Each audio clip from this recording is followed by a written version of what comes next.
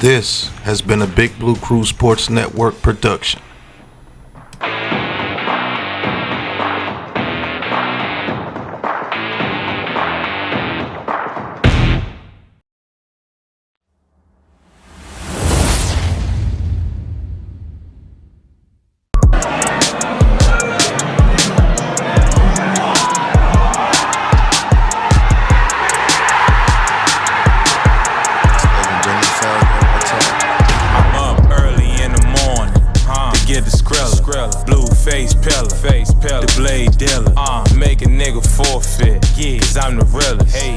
Talking short shit, nah, I need a million. Big stepper, yeah, bitch, I be stepping. Cooling kit with the flip switch, bitch, that's the weapon. No drama.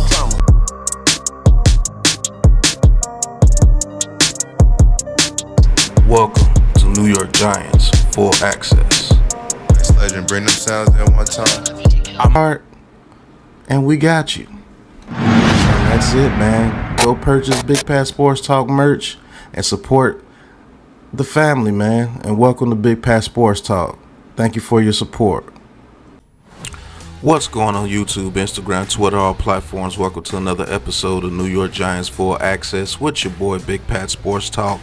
And today's subject, son of former quarterback Phil Simms for the New York Giants, Chris Simms, says that New York Giants fans need to get on board with Daniel Jones and at least root for the guy as long as he's the quarterback of the New York Giants. Sentiments that the Big Blue Crew has given out for years now. As long as this guy's the quarterback, at the very least you could do is support him and hope he does well.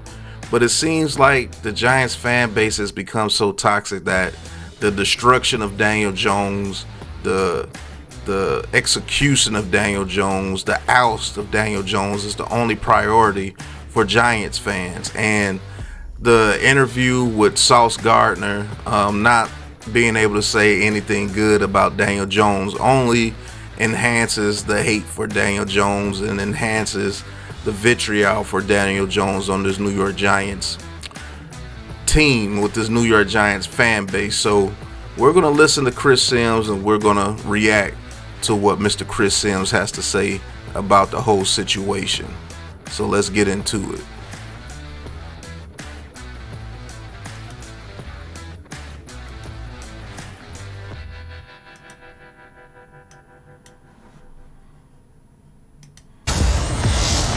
You know, as the saying goes, if you can't say something nice about someone, just stand there until they decide to ask you a different question. It really was a little awkward. Now, Sauce went to X and said, I said he's a good quarterback. I just got a little distracted with something mid-interview.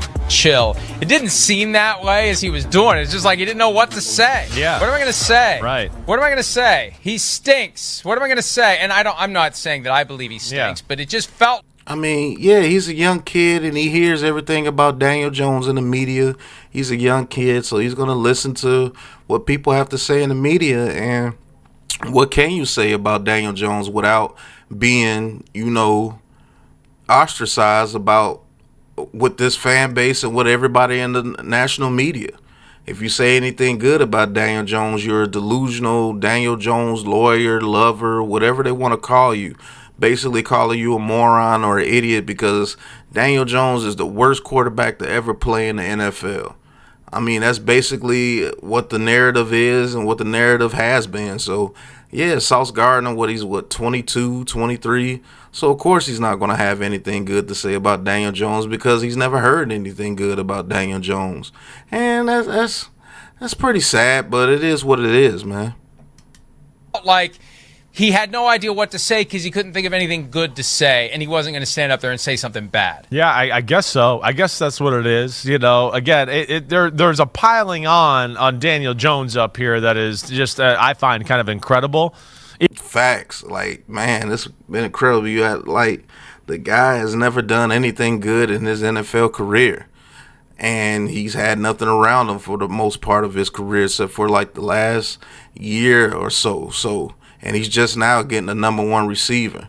And he's a rookie. So, I mean, it is what it is, man. Even with with Giant fans. That's the other part of it. I mean, it's all of it. Giant fans seriously just go to practice to go, let me see if I can film Daniel Jones throwing an incompletion and put it on social media. And I want to be like, are you a fan or do you hate the team? Like, Facts. I am known on Twitter, when I used to have all those guys on my page before I blocked them, that if you say anything good about Daniel Jones, they just go crazy. And then you just see all these guys, man, just Daniel Jones could throw 3 touchdowns and the only thing that you will see is the one incomplete pass that he threw. This guy is so trash, he's so ass, he's so this. And then when I turn around and be like, man, y'all doing nothing but clout chasing. Everybody in the media and everybody on Twitter and everything owes Daniel Jones a check. Because y'all just clout chase, bro. You even had a dude come on Twitter and make up a story about playing against Daniel Jones and how he was so bad and everybody knew that he wasn't going to make it. And it turned out that Daniel Jones not only made it to college, he made it to the pros, and he got a contract in college. And so now when he gets fact checked about it, he retracts it and say, oh yeah, Daniel Jones killed us when we played him in high school. Like that's ridiculous, man. That's how bad it is. That's how bad it is with Daniel Jones, man. Daniel Jones is nothing but a clickbait, click. It's just crazy, man. Anybody could go on there and bash Daniel Jones, and they're the new hot topic. Witherspoon bashed Daniel Jones. He was the hot topic for a month. Now Sauce Gardner, he didn't even bash Daniel Jones. He just didn't say anything, and now that's the hot topic. Daniel Jones goes to practice. He completes 13 and 19 for 2 touchdowns, and the only thing they could complain about, only thing that's talked about is the incomplete passes that he had. It's like if this guy doesn't play perfect, he's trash. And it's like that with many of the Giants players with this Giants fan base. And this is why a whole lot of people bash the Giants and make up stories about the Giants. And it's like the gospel because the own fans do it. They do it more than what the media does. So it just allows everybody to pile on. Okay, I'm going to say something bad about the Giants too. The own fans don't even care. The own fans are going to agree with everything that I say is bad. Just like the joint practice. You would have thought that joint practice that the New York Jets just ran up and down the field the whole time. And when the actual film gets put out, it was nowhere near as bad as what people was making it out to be. Connor Hughes, all you Giants beat reporters that seems like you just hate the team as well. Kayvon Thibodeau gets 11.5 sacks last year, and he's still considered a bust. Deontay Banks gives up a catch. He's a bust. You know what I'm saying? It's like weird, bro. It's like super, super weird, bro. And that has to change, man. What people want nothing but a bunch of negative crap talkers behind them when they're trying to get something done, when they're trying to get to a common goal. What organization, what group of people want a whole another group of people behind them that's supposed to be cheering for me, that's supposed to have my back, that's supposed to motivate me, and all you do is just talk trash about me. You talk more trash about me than the outsiders. That is absolutely crazy. But that's what this fan base does, and that allows everybody to just say anything about the New York Giants negative, and Giants fans just eat it up. And the whole world is going to eat it up because the people that's supposed to be supporting them doing the same thing, even worse. And that's trash. That's raggedy to me. That's absolutely raggedy and uncalled for. Like, what are you? Right? I mean, again, Daniel Jones, I know he's not a world beater, but I defend him in a lot of ways because I think he's been in a tough situation. I do. I mean, the offensive line was historically bad last year. They were second all time in letting up sacks. Second. That's a fact with 85 sacks.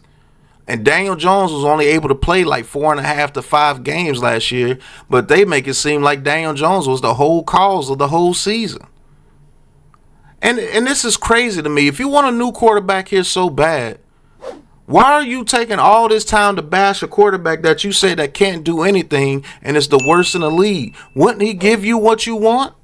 Wouldn't it be so bad that we would have the number 1 pick or the number 2 pick if he played all the games? You should want him to play the games so we can be trash and so we can get the new quarterback that you want. Why would Tommy DeVito have to come in and play games if you want the New York Giants to lose games? Wouldn't you want the worst quarterback ever to play? Would you want the worst quarterback ever in the NFL to play? The worst quarterback in the NFC, the worst quarterback in the NFL, the worst quarterback in Giants history, the worst quarterback in NFL history. Wouldn't you want him to play the games so we can lose so you can get that coveted quarterback? Make it make sense. It wasn't just Daniel Jones. He wasn't there for half the year. So it tells you the O-line sucked. I mean, that's where I just don't love that. And, yeah, I mean, I'm not going to get mad at Sauce Gardner. He obviously didn't know what to say or what to do there. But facts. I can't get mad at Sauce. What was he supposed to do? When I'm a young kid and they ask me about a player that everybody bashes, that everybody says is trash, that everybody says that can't play, everybody says that he can't make throws, everybody says that he can't read the defenses, everybody says he can't read the pocket, everybody says he can't throw deep, everybody says he's just a check down Charlie, everybody just says he's a turnover machine, everybody says that he's not an NFL caliber quarterback, everybody says that he's in year 6, everybody says he shouldn't have got paid, everybody says that he's overpaid, everybody says he has the worst contract in the NFL. Everybody says he's the worst quarterback in the NFL. Like, what can I say that's even good if I'm a young guy and I look at the media and things? What can I say? Kudos for him for not saying anything. he could have been a little sharper there for sure. Something occurred to me last night. I was on with Softy Mahler and Dick Fain, KJR in Seattle, and I realized there's an arguable connection to be made between what Tua had to say earlier this week and how Daniel Jones might be feeling now in the aftermath of the offseason Hard Knocks. Because we all got to see the Giants trying to get a new quarterback. Who can we trade up to get? Let's get Jaden Daniels. Well, that's pie in the sky. Let's get Drake May. It was out there in the open. And what did Tua say? Regardless of whether he went too far, the basic, if you keep hearing the same thing, eventually you're going to believe it. So if we're all led to believe the Giants can't wait to find another quarterback, Daniel Jones is going to believe it, and he's going to believe there's a reason for it. There's a thread there between Tua and Daniel Jones, and it gets back to the Jim Harbaugh. This is my guy. This guy is great. Hey, everybody, And I could commend Jim Harbaugh for that, because he did it with Alex Smith, he did it with Colin Kaepernick, he did it with J.J. McCarthy. And Colin Kaepernick had some success making it to the NFC Championship game and a Super Bowl. Alex Smith has a success making it to the NFC Championship game with the 49ers. J.J. McCarthy had success going to a national championship and winning a national championship and having repeat playoff appearances with the Michigan Wolverines. And now he was the number, I believe, the Vikings, like the number 10 pick, 9 pick, whatever they traded up to.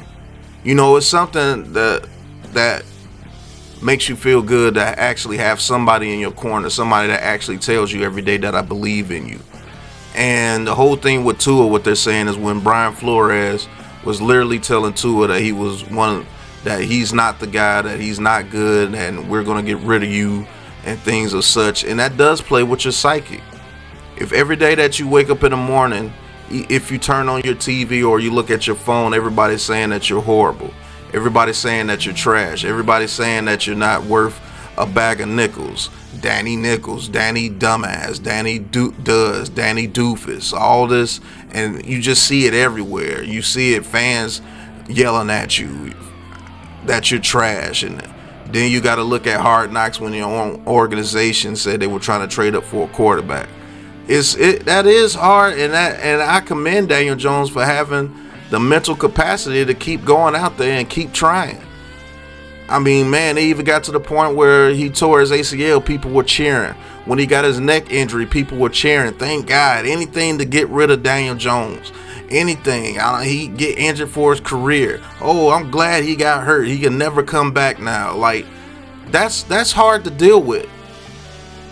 when you just look at the human aspect of it, not even just the player, just the human aspect of it. Like, damn. Like, that's ridiculous, bro. And I gotta get up every morning. I gotta go train to be the quarterback, and I gotta go rehab, and all I hear is how bad I am, how terrible I am, how horrible of a quarterback I am, how horrible of a person I am. Oh, people only cheering for me because they're racist and I'm the great white hope and all this crap. And he has to listen to that day after day after day after day, week after week, month after month, year after year. His whole career, he's just been bashed his whole career. And the dude still gets up every day, first person in the building, last person out. Takes it on the chin, takes his lumps, goes out there and tries again with one of the worst offensive lines, with one of the worst offensive weapons around him. Everybody getting injured around him. Bad coaching until Brian Daboll got here.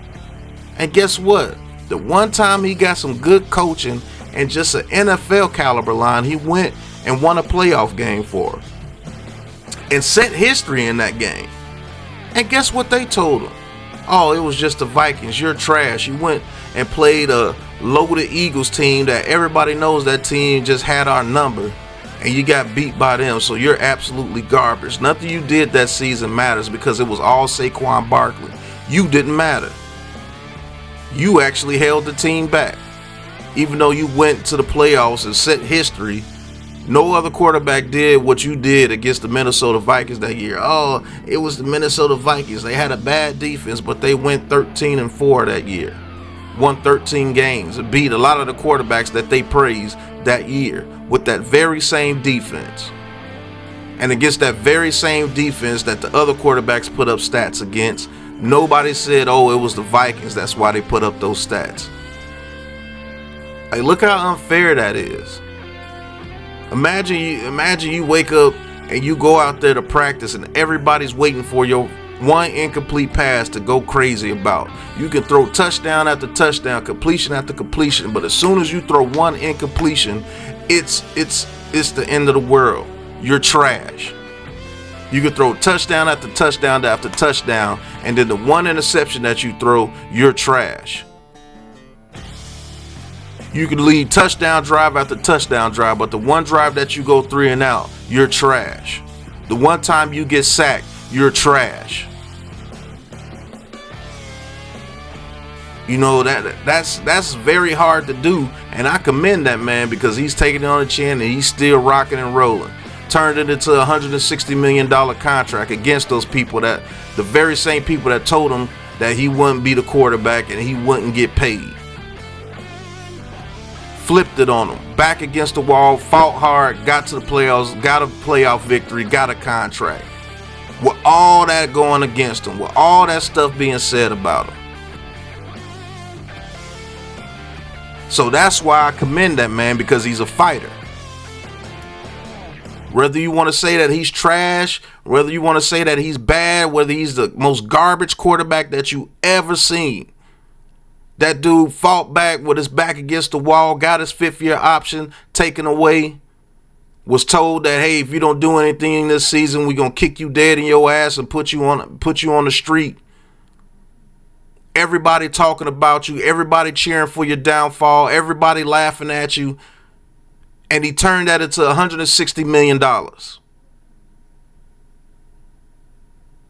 That's what fighters do. That's what dudes with determination do. That's what dudes with a mindset that can't be broken. Did he plays the very next year, gets hurt. Everybody cheers. Everybody laughs. Everybody's celebrating. Oh, thank goodness Daniel Jones tore his ACL. He'll never be back now. He'll never be the same. He'll never be able to run again. Guess what he did? He rehabbed his butt off and was ready for OTAs. You said that he wanted to be ready for the regular season. He was ready at OTAs because that's his mindset. That's his work ethic. That's his heart. That's his drive. And I could commend him for that because that dude's a fighter. A lot of people would have broke had their spirit broken. Look at the quarterback over there with the Jets. Hey, the two previous quarterbacks before Aaron Rodgers, Sam Darnold and the other kid. They got bashed like that. Guess what? They broke down. They didn't get paid.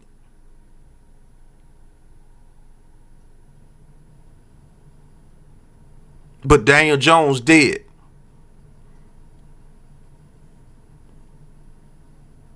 It's a lot to say about that, man. You might not like him as a player, and I'm not mad at you for that.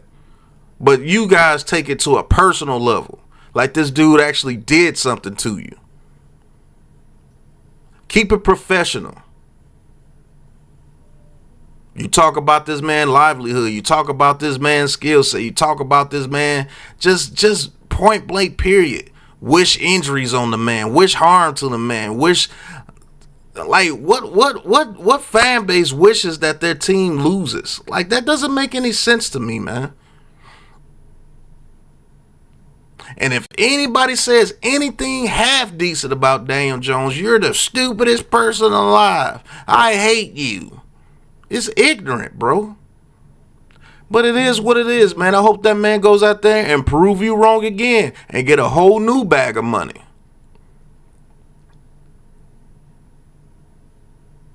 That man flipped your anger. He flipped your vitriol. He flipped your jokes. He flipped the curses that you put on him, and he flipped it into a $160 million contract. It's one hell of a person, man.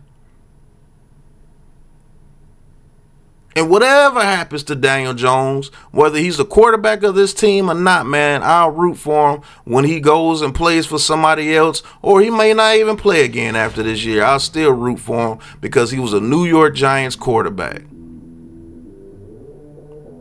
And I don't care what quarterback it has been. It was Jake Fromm, I cheered for him. Tyrod Taylor, I cheered for him. Mike Glennon, I cheered for him. Tommy DeVito, I cheered for him. Doesn't matter who the Giants quarterback is, I'm going to cheer for him to be successful because I want my team to win.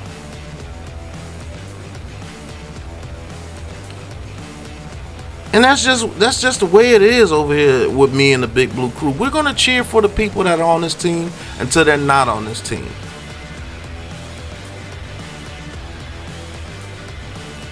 And that's just a fact, man. But I'd like to thank you guys for watching. Hit that like button, hit that subscribe button, hit that Big Blue join button, and join the Big Blue Crew and talk your talk with Big Pat Sports Talk. And cop you some merch. I'm not going to tell y'all again. Cop you some merch. The New York Giants Full Access line is in stores. Go cop you some merch. It's in the Big Pat Sports Shop. Link in the description. And go subscribe to the new Big Blue Crew Sports Network YouTube channel. It has been created. The Big Blue Crew Sports Network is out. The link is in the description as well. Also in the chat. Click that link and subscribe and support the Big Blue Crew, man. We're doing big things. We got our own network now, and it is very dope, and I am very proud of us here at the Big Blue Crew. We did it, and we're going to continue to do it because we have strong fortitude. We have strong minds. We have strong drive. And we're not going to let any of our detractors stop us from doing what we're doing either. And we're gonna turn into the big old bag of money too. But until the next episode, you know what it is, man. Peace.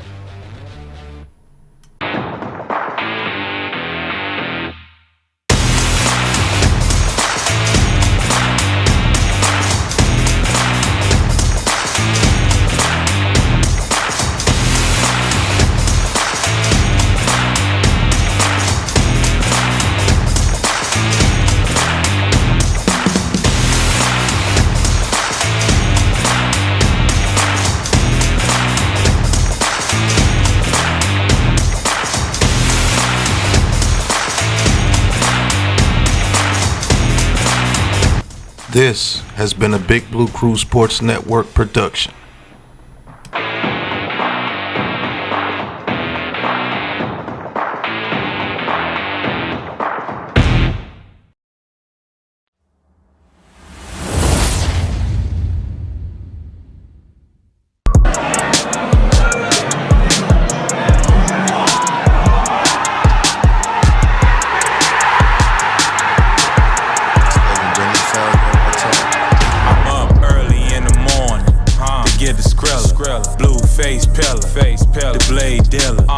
make a nigga forfeit. Yeah, cause I'm the realest. Hey, niggas talking short shit. Nah, I need a million. Big stepper, yeah, bitch, I be steppin'. Coolin' kit with the flip switch, bitch, that's the weapon. No drama.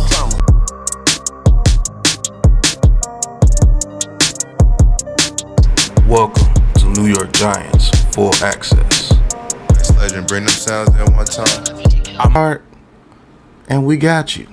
And that's it, man. Go purchase Big Pat Sports Talk merch and support the family, man. And welcome to Big Pat Sports Talk. Thank you for your support. What's going on YouTube, Instagram, Twitter, all platforms? Welcome to another episode of New York Giants Full Access with your boy Big Pat Sports Talk. In today's episode, we're doing a reaction to Mr. Stephen A. Smith roast the New York Giants and say they're going to be an epic failure in the 2024 season. So we're going to listen to what he has to say, and then we're going to get to it.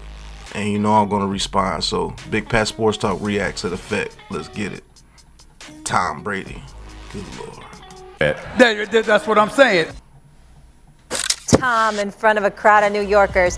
That was Tom Brady with Stephen A. on this weekend's Fanatic Fest, and his words very foretelling when he spoke Friday. Daniel Jones returned to the field on Saturday for the first time since his ACL injury and was less than impressive.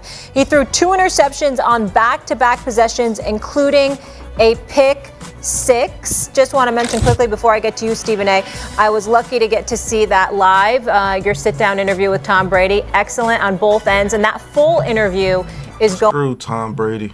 going to air on the Stephen A. Smith Show on YouTube later today. All right, let's dive in. Was this a bad... So if you've been under a rock, Daniel Jones in his first preseason game back after his ACL tear, his first game back in about 10 months of live action, played in the Texans preseason game, and he threw a horrible pick 6, and he threw another interception to Stingley, and the whole world is back on the Daniel Jones' awful train, and people are panicking and people are making jokes about Daniel Jones again.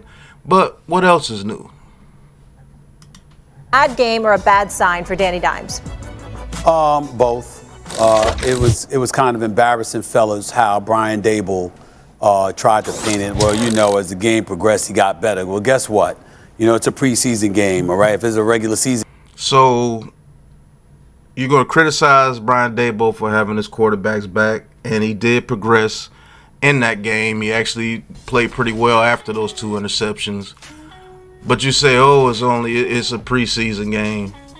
But then there's somebody like Caleb Williams who's playing against 2s and 3s in the preseason. Oh, he's killing it. He only went 10 for 20, 50% pass completion percentage. But he's killing it. J.J. McCarthy throws a couple of touchdowns against the 3s. He's killing it. You know, Drake May throws an incomplete pass, and he's the talk of the town. You know what I'm saying? People like Jordan Love throwing multiple interceptions in a game, that doesn't matter. It's preseason, but when it's Daniel Jones, the whole world ends. It's kind of crazy, man. Game and you threw those picks, you'd be out of commission. You'd lose the game. And so you look at Daniel Jones. I mean, we have to take into account the totality of his situation. Saquon Barkley didn't get his money because they gave it to Daniel Jones. They invested. That's a lie. Because Daniel Jones got his money, but Andrew Thomas got paid. Dexter Lawrence got paid. Other people were paid. They brought in Brian Burns, and he got paid. So that's an absolute false. And it's like the media paints these storylines to make their points better. People forget that they offered Saquon Barkley money before Daniel Jones. But to make the Daniel Jones narrative stronger, you say, oh, Saquon Barkley didn't get paid because of Daniel Jones. That's an absolute lie.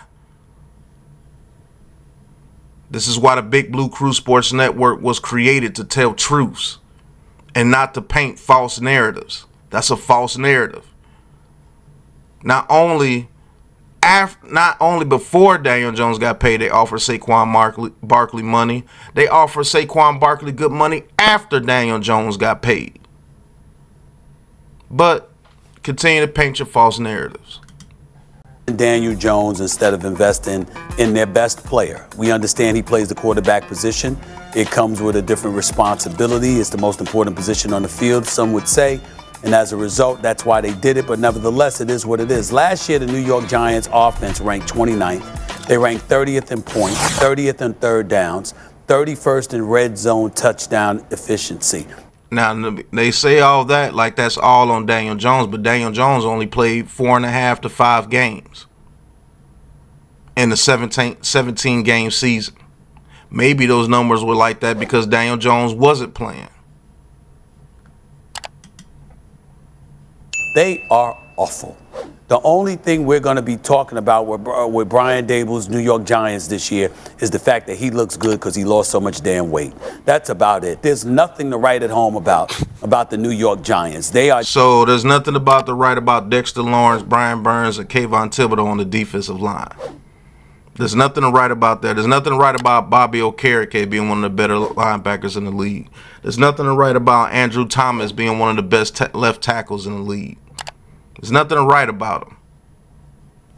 Okay.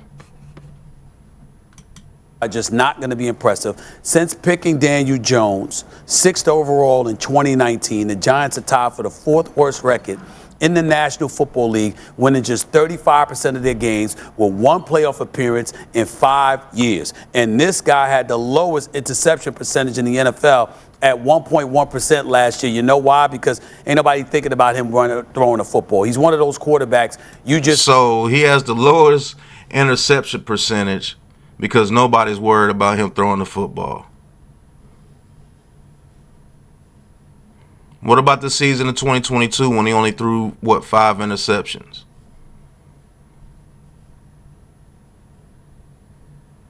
So if he's that bad, why is he not throwing more interceptions than he's throwing?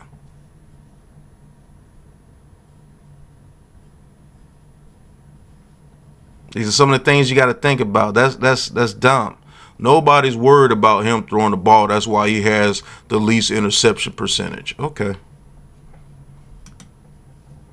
just want to do what you can to prevent him from throwing the damn football because you're waiting for a mistake to happen. I hate to say that about him because he seems like such a nice guy, but there is no progress that's been made with Daniel Jones as your quarterback. It's a bad game, and it's a bad sign because the Giants are going to have a bad season, period.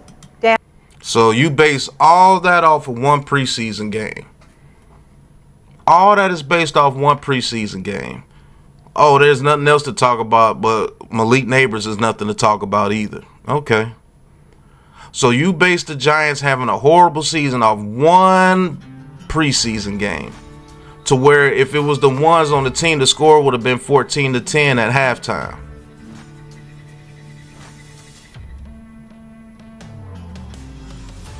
You know what I'm saying? This is what these guys do to your New York Giants team. And for the negative detractors of this team, you allow them to do it because you agree with every little thing that they say like it's the gospel. There's nothing to talk about the New York Giants except for Brian Daboll losing weight. Like we don't have Deonte Banks. Like we don't have Dexter Lawrence. Like we don't have Chapman that's balling out. Like we don't have Brian Burns. Like we don't have Kayvon Thibodeau. Like we don't have Andrew Thomas. Like we don't have Malik Neighbors. Get out of here, bro. Dan? Stephen A., I think the thing is, for when you look at it, we are what we repeatedly do.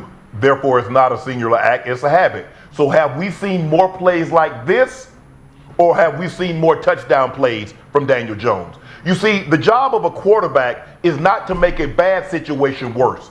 I think a lot of Danny, you could. That is true. But you guys act like he has more turnovers than touchdowns in his career. That's not true. He's thrown way more touchdown passes than he's thrown interceptions. And in the past 2 years, he's only thrown 11 interceptions, and 5 of those weren't even his fault. He hasn't had a huge turnover season since his rookie year, basically. But everybody wants to just say, oh, he's just going to turn over the ball. Like, no other quarterback makes mistakes. No other quarterback has thrown a pick six near his goal line in their careers. It's just Daniel Jones. It's ridiculous, bro. Can attest to this. A lot of what a quarterback does, he has to be able to manage chaos. When things are getting hectic, when things are going haywire, he needs to be the calm. He needs to be the voice of reason. He needs to be the stabilizer that's on the field. You're going down. Okay, if you get sacked in the end zone, you intentional grounded, that's only 2 points. You throw a pick six, that's 6 points. Now they're going to come on, tack on the field goal. So now, the PAT, now you're down 7-0. And then you follow that up. More times than not, if you throw pick sixes, more times than not, when quarterbacks throw pick sixes, the team lose. Go look at the percentage of you throw a pick six, you winning that game versus you losing that game. Daniel Jones, this is who he is. He parlayed that half a good season in which they went to the playoffs, they won a playoff game, into a $40 million, 4-year, $160 million contract.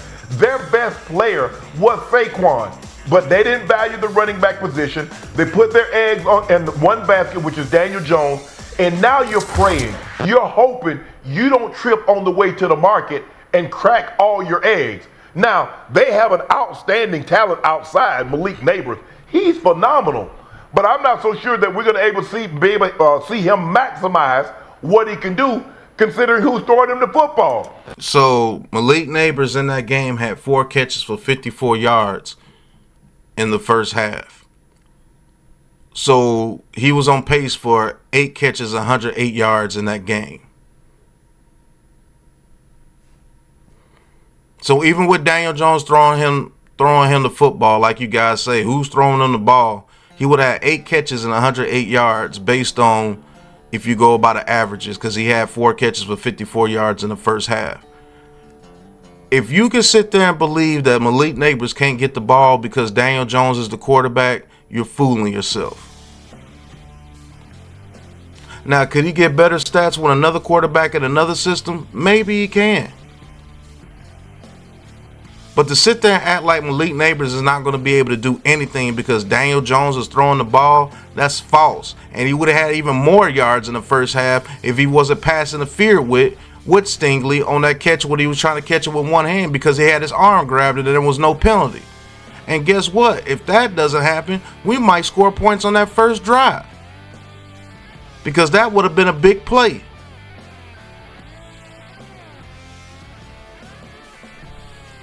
So you can miss me with that Malik Neighbors is not going to get the ball because Daniel Jones is the quarterback. That's BS. Every great receiver that you know gets good stats no matter who the quarterback is. T.O. Ball with Jeff Garcia. Name the quarterbacks in Houston with DeAndre Hopkins. Name all the quarterbacks Mike Evans played with before Tom Brady.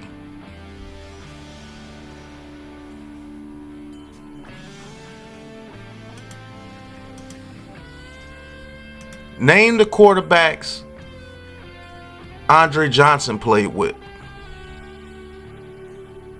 And he's a Hall of Famer. Hell, even you, Shannon Sharp, put up stats with Trent Dilfer. Because when you're that dude, that receiver, you're just that dude. Point blank, period. But it is what it is, man. This is who Daniel Jones is, because since he's been in New York, this is what we've repeatedly seen him do. Shannon, that's exactly why I did what I did like 16 years ago. And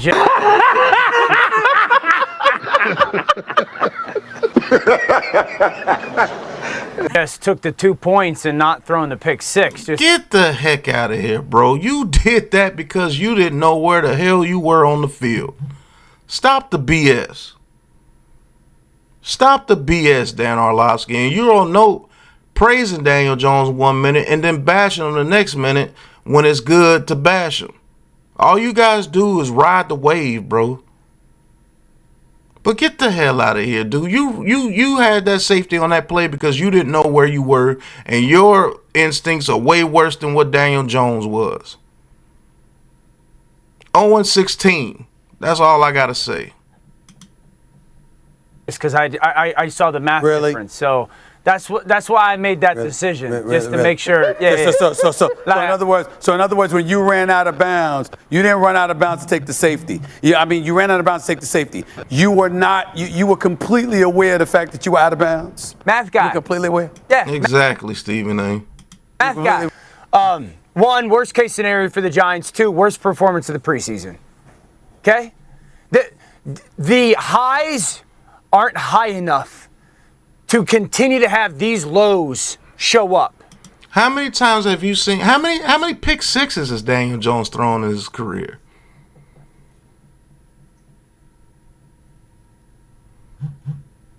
Like, how many pick sixes has Daniel Jones thrown in his career? What, 3, 4? I've seen quarterbacks throw 2 to 3 pick sixes in one game. So you mean to tell me a dude that makes plays like that pick six constantly gets a contract in the NFL? And not just a contract, a $40 million a year contract. A dude that's just a goofball in an ignoramus throwing the football like that constantly. Not only has a starting job in the NFL, not only got a contract, but got a $40 million contract. A dude that's making plays like that constantly.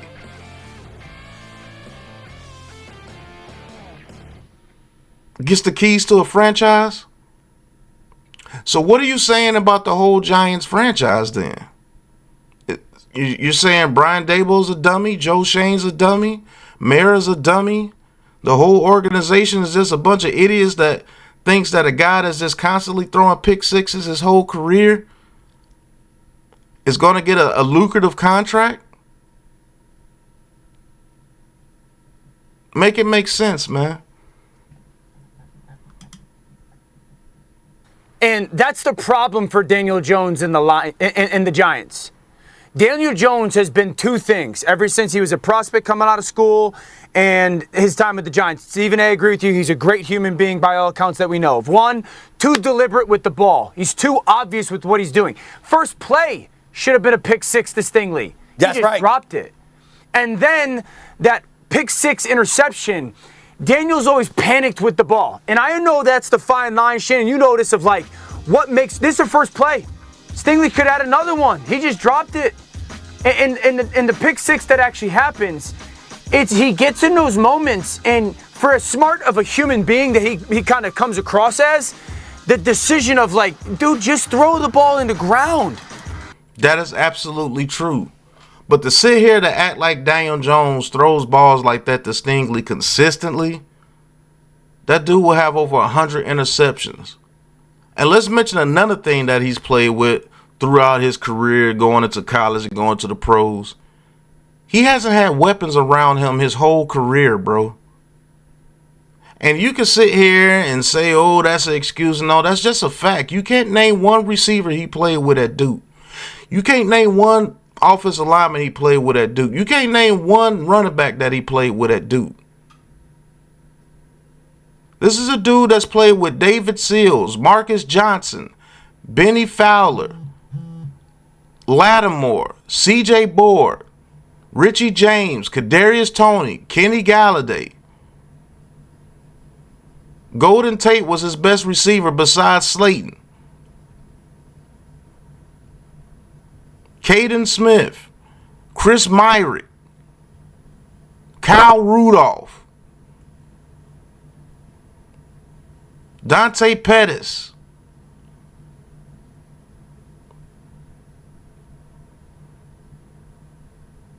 You got to have people around you to put numbers that you think that a quarterback should put up. Does Daniel Jones make mistakes? Yes. Is he on the caliber of those top quarterbacks? No, but you don't need to be that type of quarterback to win games. Hell, your partner on the show can tell you that. You won a Super Bowl with Trent Dilfer. Who was Trent Dilfer? And let's get it right. Elway didn't win a Super Bowl till Terrell Davis came over there. The Broncos was running for 2,000 yards in back-to-back seasons. You need help around you, bro. Just throw right when he makes that first pump fake here. Just throw it in the ground there. It plays dead. But he's like that panic sets in and then Yeah, the pick six. right, yes. Yeah, so like, and I'm trying to be fair with the vantage point of it's his first time playing since the ACL, and I get all that. Exactly. Does that excuse that play? No. But you're not going to be top notch when you're coming back off a 9-month layoff. And that second pick was not that egregious. Quarterbacks throw picks like that every game. Great play by Stingley. Should he throw it a little bit higher into the outside? Yes. You could pin that on him, but it's not like act like that was just one of the most horrible throws you've ever seen. I can't wait for this season to start to see exactly if Daniel Jones can make these guys flip-flop again. Because all they're doing is riding the wave. When you saw him at training camp throwing them elite neighbors, the Daniel Jones contract might be a steal. Now he plays one game, Daniel Jones is the worst quarterback in the NFL again. These people just ride a wave. They don't really give you real content, real analysis. It's just all narrative based. And that's what we don't do here on the Big Blue Crew Sports Network, man. And basically, this is why the Big Blue Crew Sports Network was created. Because I'm tired of narrative-based analysis from narrative-based media people. Tired of it. But Daniel Jones did not play well in that very first preseason game. That is very true. Let's see what he does in the next preseason game if he plays, and let's get to the regular season and let's see what he does, and then let's start making the evaluation of Daniel Jones. Is this his last year with the New York Giants, or can the Giants move forward with Daniel Jones? But to sit here and base all this just off one preseason game, one half of a preseason game, 2 quarters. I got you. Daniel Jones can't have a bad pass. Daniel Jones can't throw an interception. Daniel Jones can't have a fumble. Daniel Jones can't get sacked. Daniel Jones can't be late on the throw. Daniel Jones can't have a game under 300 yards and 4 touchdowns. I get it. But here's my moniker this year. I appreciate the hate. I know how you feel. Thank you for your support. Now we're going to move on. Can we talk about something else? But I'd like to thank you guys for watching. Hit that like button, hit that subscribe button, hit that big blue join button, and talk your talk with Big Pat Sports Talk and join the Big Blue Crew. Go cop you some merch. I'm not going to tell y'all again. Go cop you some merch. The New York Giants full access merch is in the Big Pat Sports shop. So go get you a shirt, a hoodie, a hat, whatever you're going to get. Let me know so I can give you a shout out right here on this channel on New York Giants Full Access.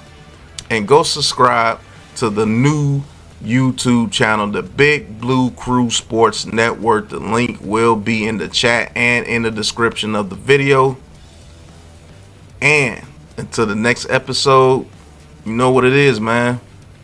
Peace.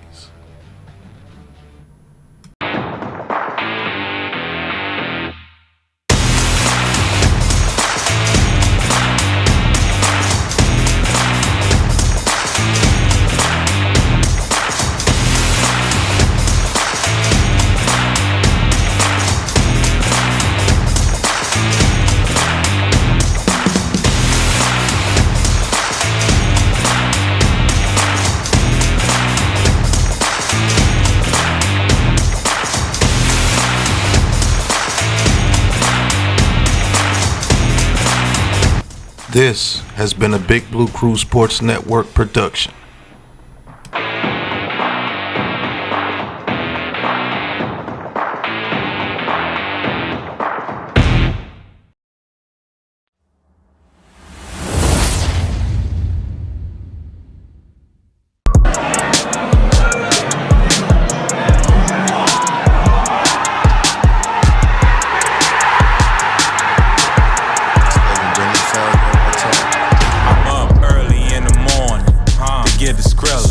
blue face pillar, the blade dealer. Make a nigga forfeit, yeah, cause I'm the realest. Hey, niggas talking short shit, nah, I need a million. Big stepper, yeah, bitch, I be steppin'. Coolin' kit with the flip switch, bitch, that's the weapon. No drama.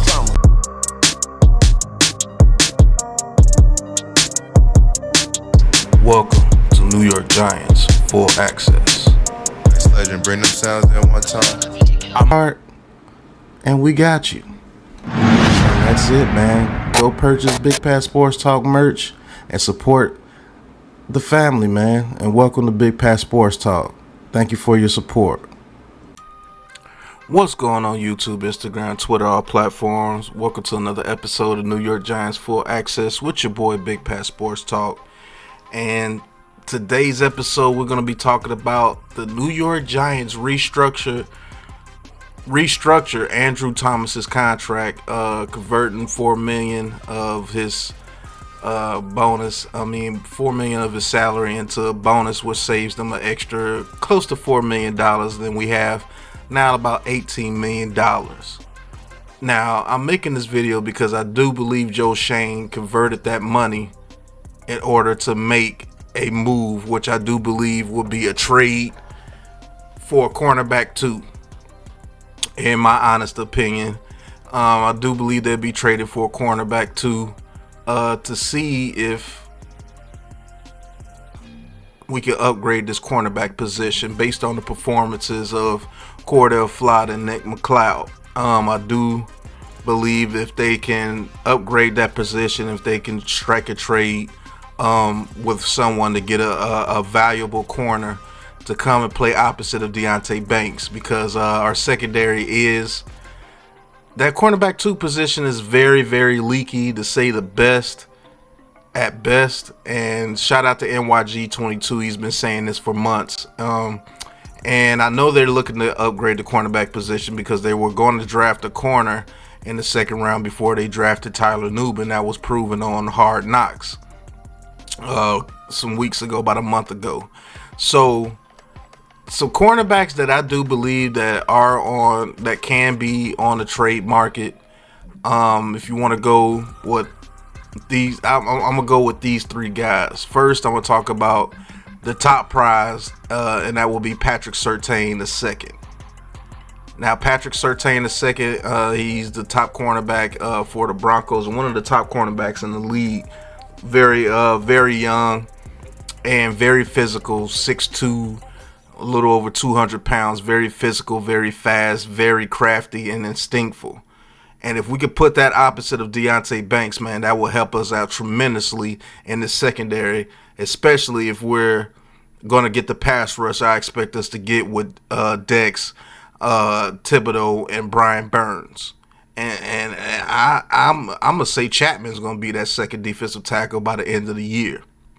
So if we're getting pressure with our front four, and we got people like Patrick Surtain and Deonte Banks and Drew Phillips back there, I feel a lot more comfortable than Cordell Flott or Nick McLeod. See, Patrick Surtain is going to, he's going to take this defense to another level if we could get a Patrick Surtain on this team. Because now, on the outside at CB1 and CB2, we got 2 very physical corners. One is 6'1", one is 6'2", both over 200 pounds, both fast, both instinctful, and it helps out Deonte Banks a whole lot. Now we don't have to make Deonte Banks travel with anyone, and Patrick Surtain doesn't have to travel with anyone. So we got a good corner on both sides to where we feel very, very comfortable in stopping your pass game.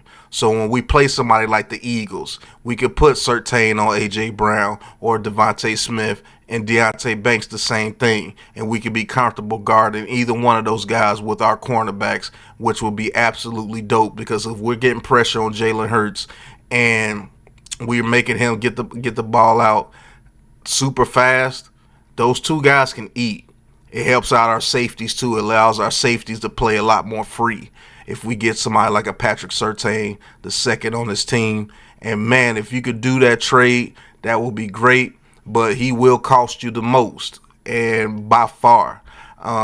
He's probably going to cost you at the very, very least a second round pick, and probably another lower round pick, and you will have to give him one of the top paid cornerback contracts in the league, because I do believe his deal is coming up. I believe he's in his 4th year, or he may be playing on his 5th year option, but I do believe he's in his 4th year. So you're going to have to pay him upwards of $20 million per year at the cornerback position, because he's one of the younger top corners in the league, one of the youngest top corners in the league, if not the youngest top corner in the league, and you're going to have to pay a hefty price for him. So that $18 million we have, you're going to have to structure that contract where he's probably going to take around 10 to 11 million of it, and that's why the money was made to bring in somebody of that caliber. And we're gonna have to give up some draft capital to get him, but I do believe he is very worth it if we do get Patrick Surtain II here in New York. Man, that combination of Banks and Surtain and Tyler Nubin and Pinnock, I'm with that. And Drew Phillips at the slot, I am with that all day. I know Cordell Flott, I've been saying that I want to see what these young guys can do, but if you're bringing in another young guy of that caliber, I don't see no issue with it. And if we do, if we are able to get that done, man, that will be a huge boost to not just the defense, but to this team. It gives this team a lot more confidence on defense. And when you're that confident and you're rushing the passer, man, if we could get after the quarterback with those two dudes on the field, good luck, man. Good luck. But that's Patrick Surtain II, man. That's the first guy I do believe they will try to target in a trade for another cornerback.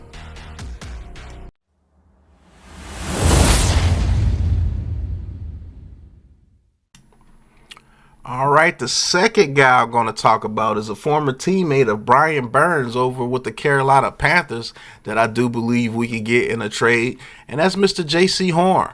Formerly of South Carolina. He was drafted by the Carolina Panthers, and I do believe he's in his 4th year as well. And he is a very good corner. He's a very good young corner. He's very feisty. He can't put hands on you, and he's a bigger corner. I believe he's around 6 foot to 6'1", in the same stature as Deonte Banks. And this will be another corner that I will be totally with the New York Giants trading for, because he will bring some physicality to this defense, and he brings a pedigree with him as well. He's way better than what we have on this roster, and that's an absolute fact.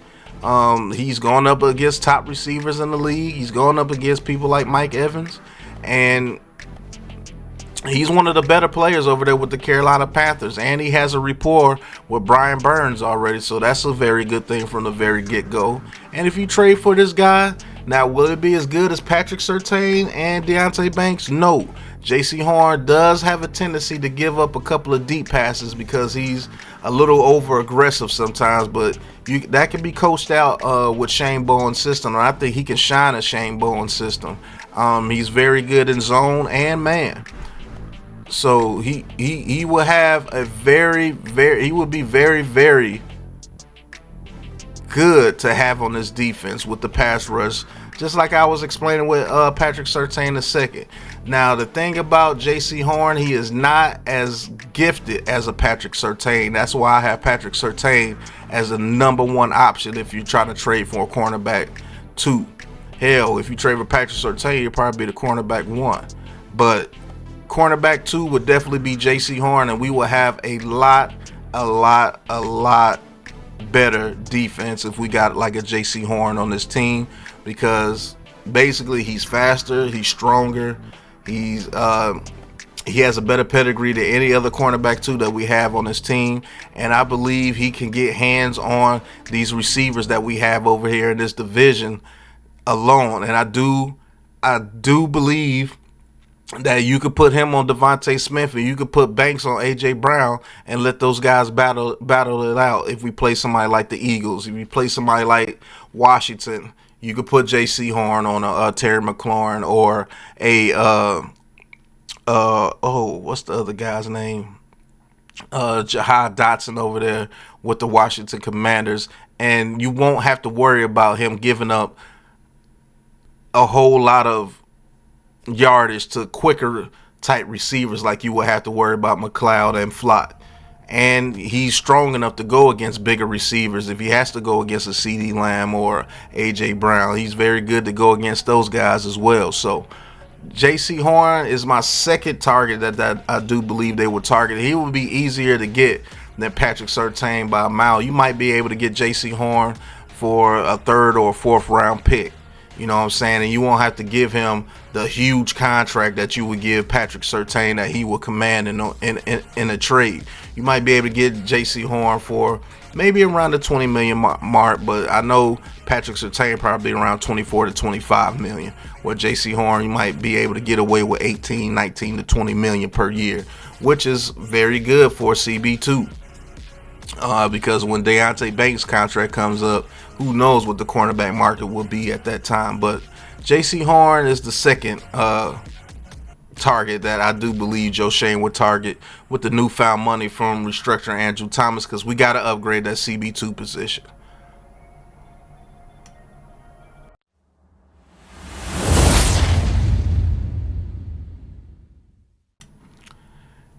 Okay, and last but not least, the third target that I do believe that would be on the radar for the Giants to trade for will be Marshawn Lattimore from the New Orleans Saints. Now, Marshawn Lattimore, yes, he does have an injury history, and yes, he's a little older than those guys. I believe he's around 28 years old, where Surtain and J.C. Horn are probably around 24, 25. But Marshawn Lattimore, he has a lot of experience. He came in the league very young, and he's been playing a long time, and he's been a very good corner for a decent amount of time. He's played against the Julio Joneses. He's played against Mike Evans. He's played against those big dogs over there in the NFC South. And he's a very solid corner, and he's a crafty veteran. I will have no worries if we got Marshawn Lattimore on this team to play the cornerback 2 position, because I know we have a veteran in the room that can bring some of that veteran leadership to this team, and he's an absolute dog. He's always fighting Mike Evans over there when they played the Buccaneers. He's a fighter, he's feisty, and he's very crafty. He can actually get us a lot of turnovers in this system, because they're going to try to attack him when they're not attacking Deonte Banks. And if you keep attacking Marshawn Lattimore, eventually he's going to make you pay. He's shown that over his career, and he's just battle tested. He's battle tested. He's seen people like A.J. Brown. He's seen people like Devontae Smith. He's seen people like Terry McLaurin. He's seen people like CeeDee Lamb throughout his whole career, and he's gone one-on-one against those guys. He's actually traveled with the Saints against the best receivers in that division, and the best receivers when they play the Saints. So I will be very excited to get Marshawn Lattimore, and he's only 28. He's not some old guy. Now, he does have an injury history, but if he's healthy, if he's truly healthy, coming over here to the New York Giants, he makes this secondary instantly better. He brings leadership, he brings dog, he brings tenacity, he brings a winning attitude to this team, to be honest, because he won a lot of games over there with the New Orleans Saints before the past 2 years when they lost Drew Brees and everybody. They were winning games over there. He's seen the best and he's seen the worst. And he just knows how to play the cornerback position, and he would be absolutely dope to get for this team, because, to be honest with you, I have him third based on age, but really I have him second ahead of J.C. Horn when it comes to actual production, because I do believe he will bring immediate production to this team. Probably not at the caliber of Patrick Surtain II, but Marshawn Lattimore is no slouch, and he will help out this team tremendously. Like, if we have Marshawn Lattimore and Deonte Banks out there with that defensive line, and our young safeties, and Pinnock he's getting better every year. Hey, listen, we got a chance to be special with a Marshawn Lattimore on this team. And a lot of people will probably be off of him because he does have a little bit of an injury history, and he is a little bit older, but he's only 28 years old. He's just now starting to get into his prime years. So I'm excited to see what they do with this newfound money with Andrew Thomas, and we'll see what they do. My prediction is a trade for a cornerback too, but you guys let me know what you think. Let's get to the end of the show.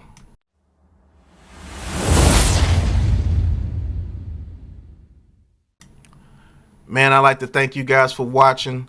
The New York Giants have converted Andrew Thomas money into bonus to save about almost $4 million. So I do see a trade on the horizon, and I don't see any other position to trade for besides cornerback. So you guys let me know what you think Joe Schoen is going to do with his newfound money that he got from Andrew Thomas. But I'd like to thank you guys for watching. Hit that like button, hit that subscribe button, hit that big blue join button, and talk your talk with the Big Blue crew. And talk your talk with Big Pat Sports Talk and join the Big Blue crew. Cop you some merch. The New York Giants full access merch is in the Big Pat Sports shop.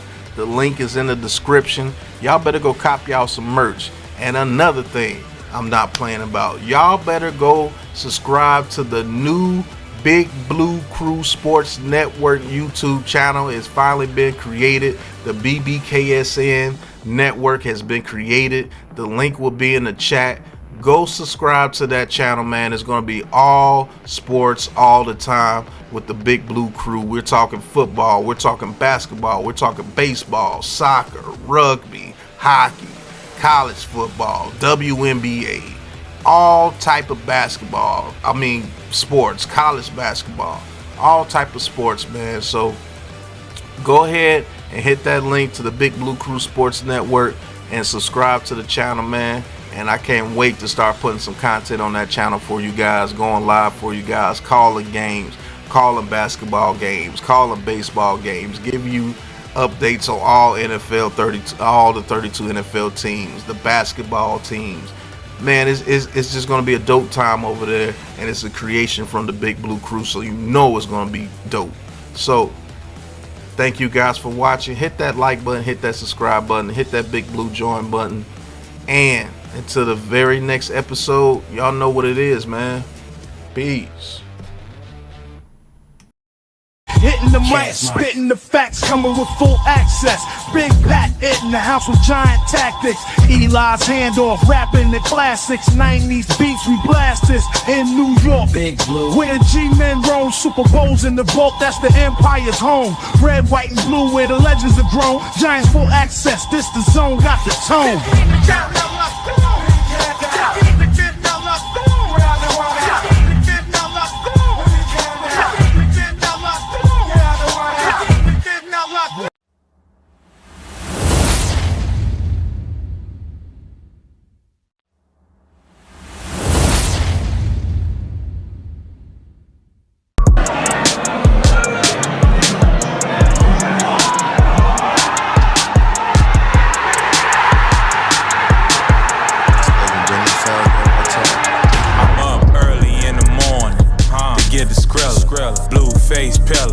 The blade dealer, make a nigga forfeit, yeah, cause I'm the realest. Hey, niggas talking short shit, nah, I need $1 million. Big stepper, yeah, bitch, I be stepping. Coolin' kit with the flip switch, bitch, that's the weapon. No drama.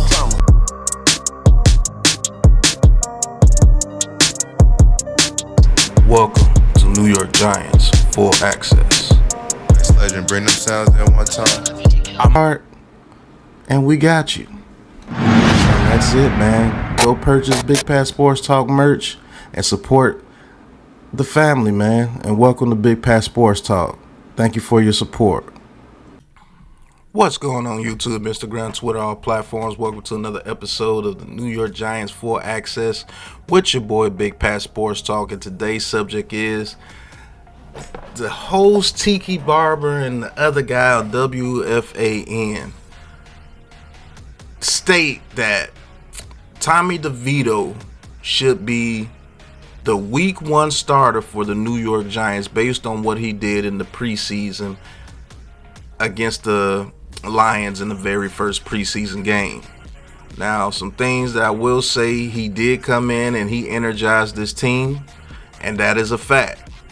So I guess based off that, some fans out there, and definitely in the Twitter sphere, are saying that, hey, Tommy DeVito should be the starter over Daniel Jones because, 1, he gets this team energized, and for 2, they just believe that he's a better quarterback than Daniel Jones. So We're going to listen to the guys off WFAN, Tiki Barber and his co-host, and we're going to see exactly what they're talking about. So, I'm going to do a reaction, so let's get into it, man. Let's see what these guys talking about, and let's see. Let's get it. Back in our lives, I missed him. He kind of went away for a little bit. I know he's been doing appearances all the time, but we got to see Tommy DeVito again. Tommy DeVito mania for a preseason game. The crowd was electric when this guy. I pace like Tommy DeVito's energy, like how Jeremy Lin's energy was when he was with the Knicks, when it was Linsanity. This, you could call this Tommy DeVito sanity if you want to. I get those guys similar when it comes to the energy they bring to the teams. So I get it. I stepped on the field, and I said to myself, I said, you know what? Tommy DeVito should be the Giants starter at quarterback in week 1. So before I lash into you. Facts. Because of your manic opinion on Tommy DeVito, what makes you think Tommy DeVito it's going to be better than Daniel Jones? Forget Drew Lock for a second, because he didn't play particularly well, and he even said so. But what makes you think Tommy DeVito is better than Daniel Jones? Tommy DeVito has the support of the fans. I want to start with that first and foremost. Yes, he does. He does have the support of the fans, and I do believe that he's a better quarterback than Drew Lock. But Daniel Jones, no.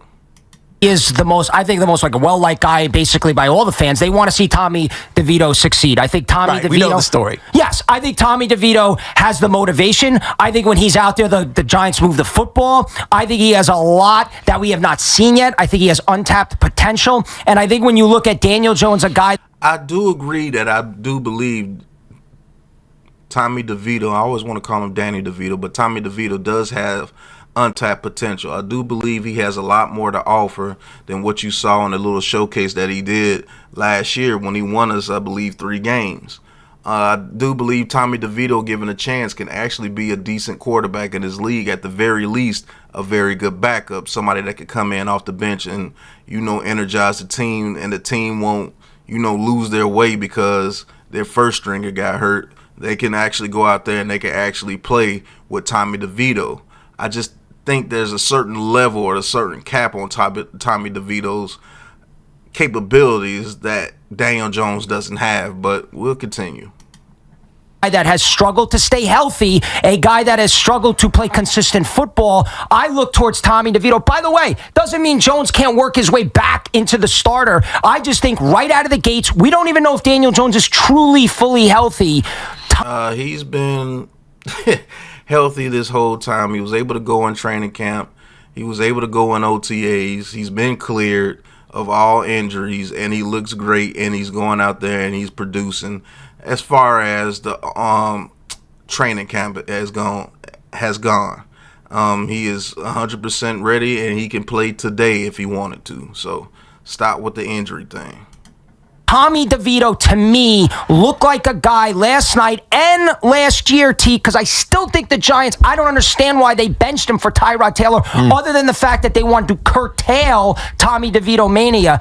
I don't see anything that last night that made me think Tommy DeVito can't suit up, be the starter week 1. Yeah, if you watch the game, if you didn't watch the game, I should say, and you look at his statistics, what was it, 9 of 18? He had, he didn't have a ton of yardage throwing. Exactly, 50% completion percentage, and I believe he had 92 yards. It almost didn't matter. A lot of that was just, it felt to me like timing issues with his wide receivers. He missed on all his deep balls. One, it felt like the wide receiver was checking up. Tommy threw it into the gap. It was just a miscommunication.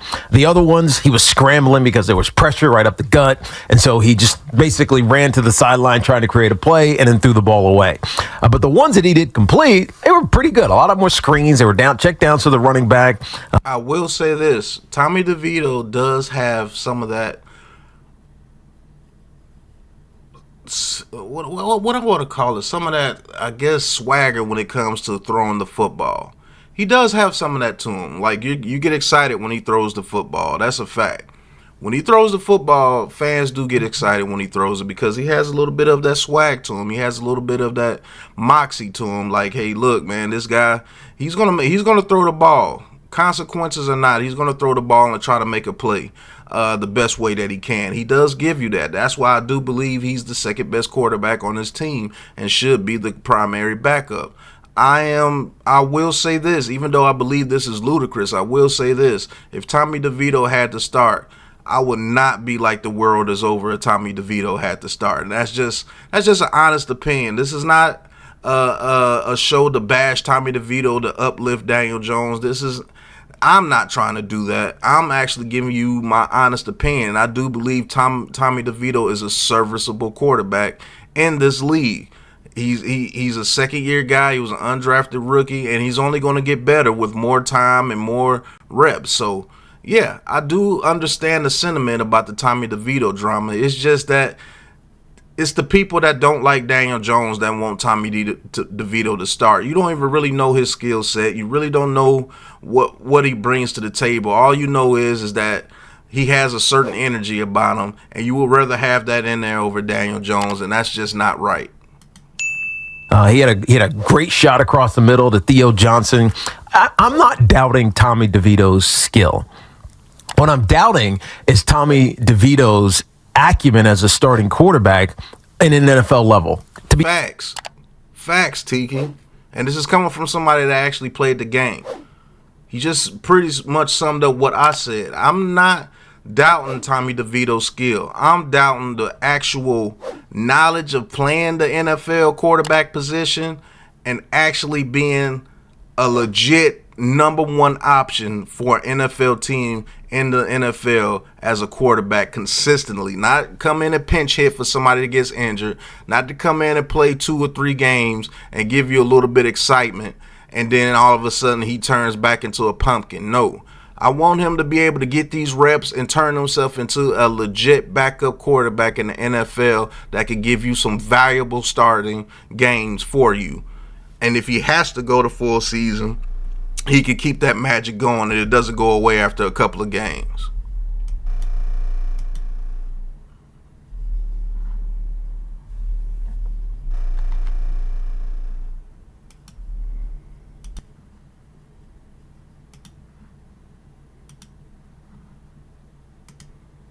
Be a starter. I think he can be a backup, obviously.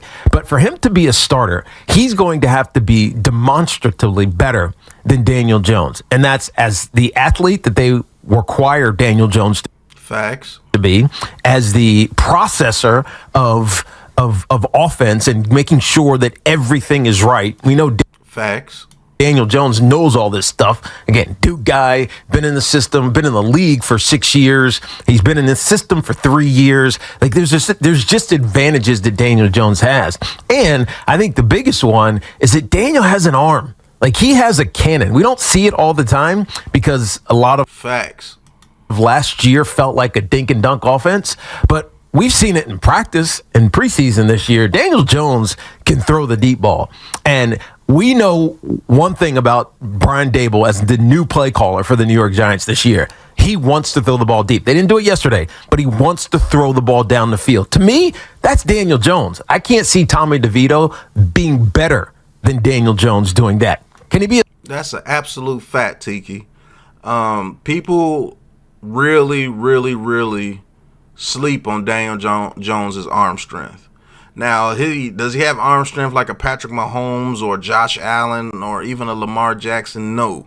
But he has well more than enough arm strength to throw any pass that you need him to throw. It's like if he's not throwing 80-yard bombs, he can't throw.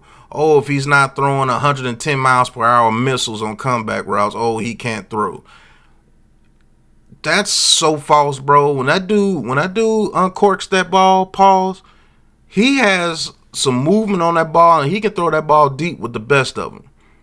Now, you can sit here and laugh if you want to, all the DJ detractors, and sit here and be like, he can't throw the ball deep. The dude was the best deep ball passer for 2 years in his career with Joe Judge. Think about that.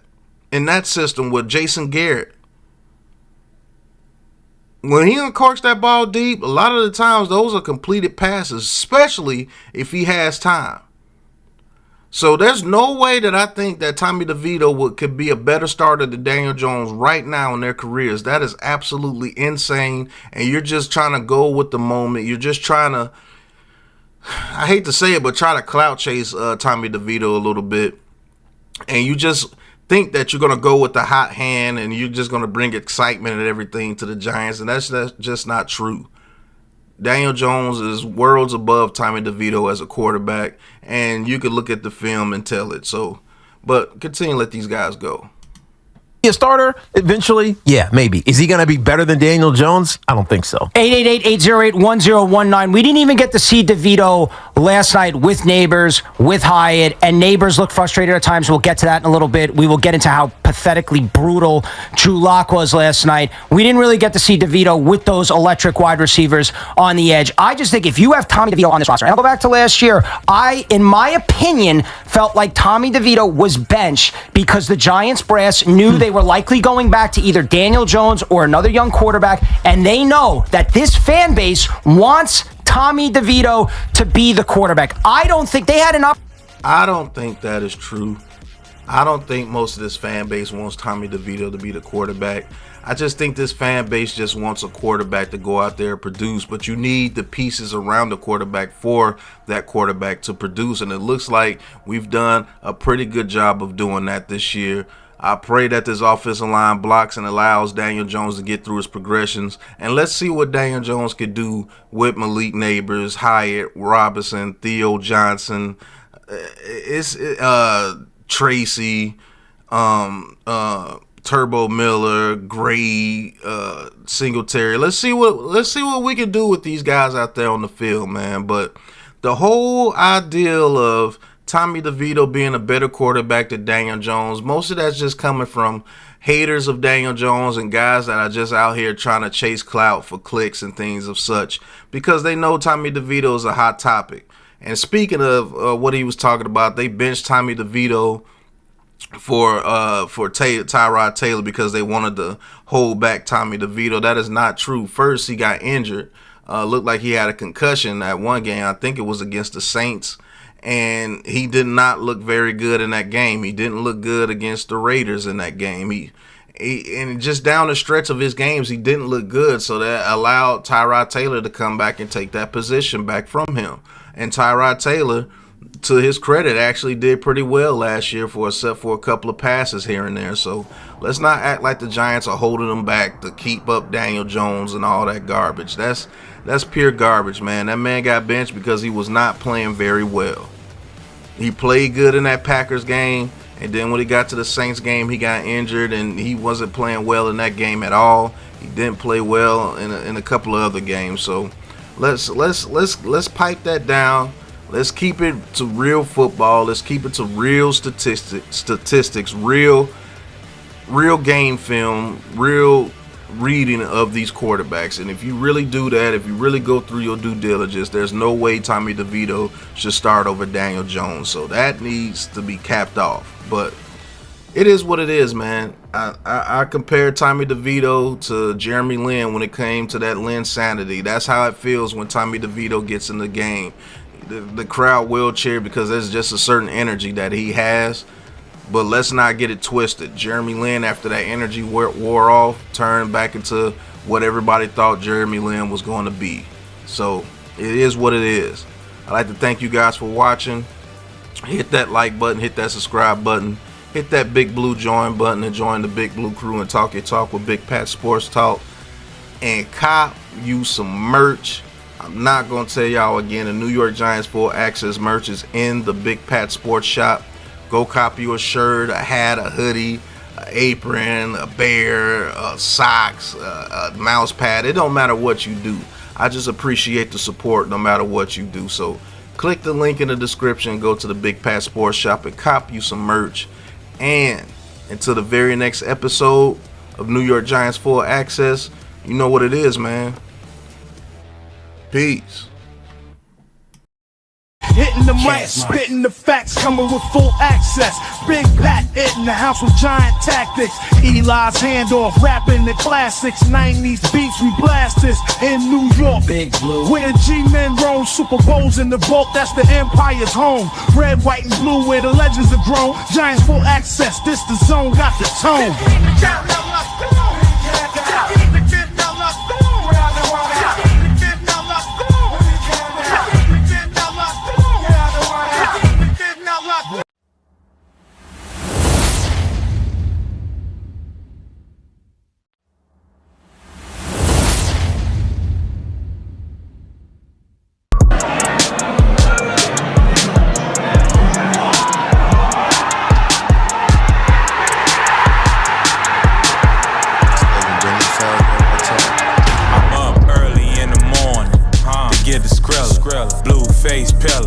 The blade dealer, make a nigga forfeit. Yeah, cause I'm the realest. Hey, niggas talking short shit. Nah, I need a million. Big stepper, yeah, bitch, I be stepping.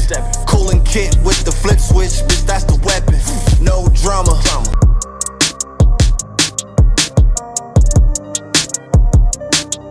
Welcome to New York Giants Full Access. This legend bring them sounds in one time. I'm Art, and we got you. And that's it, man. Go purchase Big Pat Sports Talk merch and support the family, man. And welcome to Big Pat Sports Talk. Thank you for your support.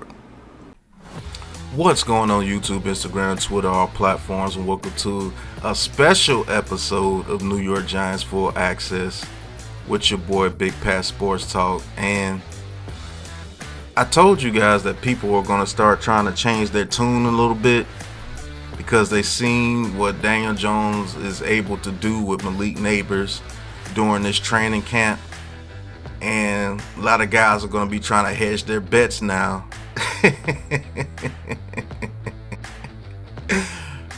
With the noise they've been talking about Daniel Jones his whole career.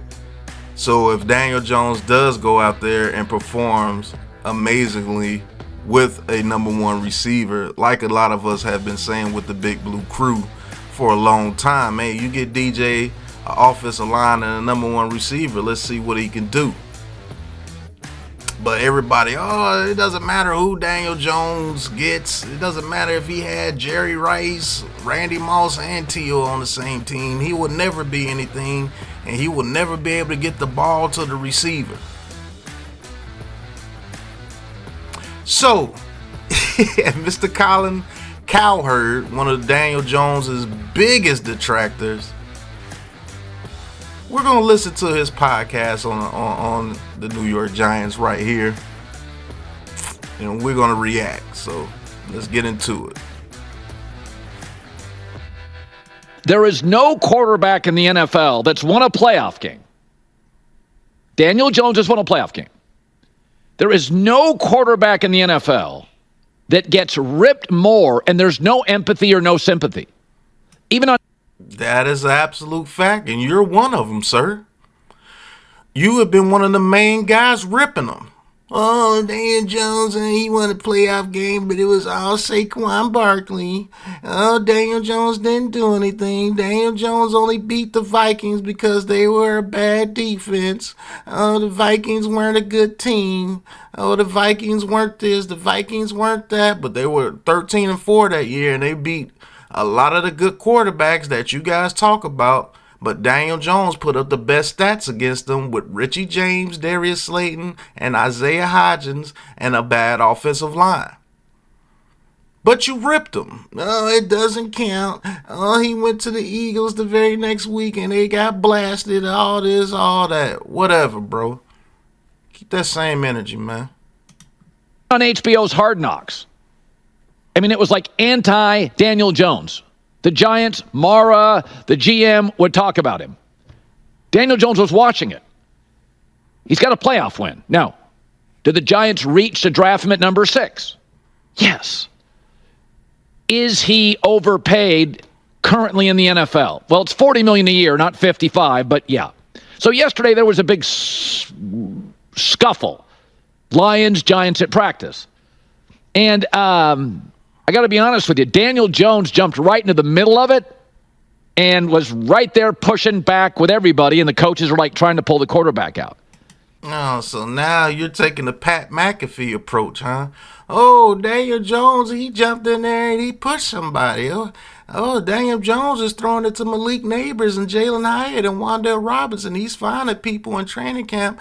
And then he did it again against the Lions, a different team. Oh, maybe Daniel Jones does have some talent. Maybe Daniel Jones just needed a number one receiver. Shut up. Because all you do is a fake. And you're trying to hedge your bets just because there's a slight chance that Daniel Jones might go out there and perform. And perform well with the number one receiver. And everything that people like me and the Big Blue Crew have been saying looks like it might come true. And you don't want to look like the clowns and the detractors and the non-knowledgeable people that you are.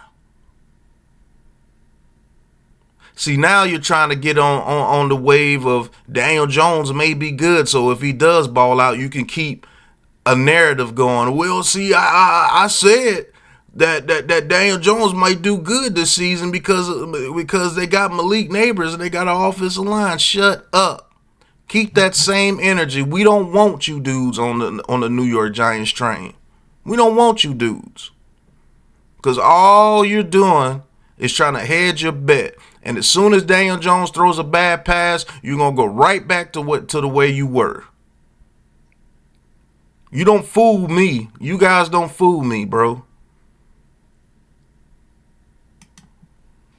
But I don't know. Maybe it's because, he's getting paid more than he deserves. So what? So does the entire NFL. Exactly. Now all of a sudden you want to make logic. He went to Duke, easy to dislike, privileged school, or that he's a member of a team in New York. We tend to think of New York teams as getting too much free press. But nobody gets bashed more than Daniel Jones, and he's won a playoff game. And so I grew up, when I watched the Olympics, and I've had a ball watching the Olympics, so much patriotism, optimism, the real stories aren't the ones people are talking about on Twitter. The real stories are Simone Biles, Katie Ledecky, these amazing women, Ukrainian athletes, Canadian athletes. It's just been wonderful. But, the grifters are going to go to the negative. And talk about something they didn't know existed a month ago. But be that as it may, I grew up with baseball, football, basketball. There were box scores. And in gymnastics, when I watch it sometimes, I'm like, it's all subjective. I can't figure out the scoring. It's all subjective. I mean, I know if somebody falls off, one of the beams, it's bad news, but I can't tell. And that's one of the things that is kind of mystifying to me about the Olympics. You train all these years, you cross your fingers, you get the right judge. But I was thinking about how I grew up with box scores and facts. And, you could look at numbers and data. And so it's interesting, as much as we bash Daniel Jones, yet for like 2 years, people in the same city defended Zach Wilson. Daniel Jones. Exactly. Oh, now logic is starting to make sense. Wow. It's amazing that when somebody actually gets an actual fair shot and starts to look like how you picture the quarterback to look, now all of a sudden logic starts to come into the equation. That's trash, man. That is absolute trash. Continue to trash Daniel Jones. Continue to bash Daniel Jones. Keep that same energy that you've been doing for his whole career, even though he's had one of the worst ranked offensive lines his whole career, one of the worst ranked receiving corps during his whole career, some of the worst ranked coaching in his career. Now all of a sudden that Daniel Jones is showing you that if he got a number one receiver, he can get the ball to him consistently. Out of the last 2 practices against the Detroit Lions, he's targeted Malik Neighbors 17 times and it's been completed 16 times. But I thought you said that Daniel Jones, no matter who he gets at receiver, he can't get the ball to him. He can't throw the ball deep to him. He can't hit a slant to him. He can't read coverages. He can't move in a pocket. He can't throw the ball past 5 yards. He can't throw the ball accurately. He can't lead receivers. He can't. But all of a sudden, when Malik Nabers gets here, he's showing you that he can get the ball to the number one receiver. Oh, now logic comes into the equation. That is absolute garbage. Can't stand this media stuff, man. Jones is much better than Zach Wilson. Kenny Pickett was supported for a year in Pittsburgh. Daniel Jones is much better. Oh, now he's much better than those quarterbacks. Now he's much better than quarterbacks. I thought he was the worst starting quarterback in the league just a few weeks ago. Right before training camp, you guys ranked him number 32. One of the worst quarterbacks in the league behind rookies, first-year starters, journeymen. It didn't matter. He was the absolute worst, correct? Now all of a sudden, yeah, he may be better than a couple of guys. Shut up. Absolute garbage, bro. And then there's Justin Fields, who Daniel Jones is absolutely better than as well. Oh, now he's better than Justin Fields. I can recall on your show that you were supporting if the Giants traded for Justin Fields over Daniel Jones. Now all of a sudden, oh, he's better than Justin Fields. Man, get the hell out of here, man.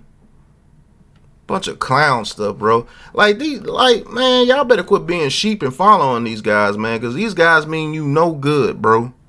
No good.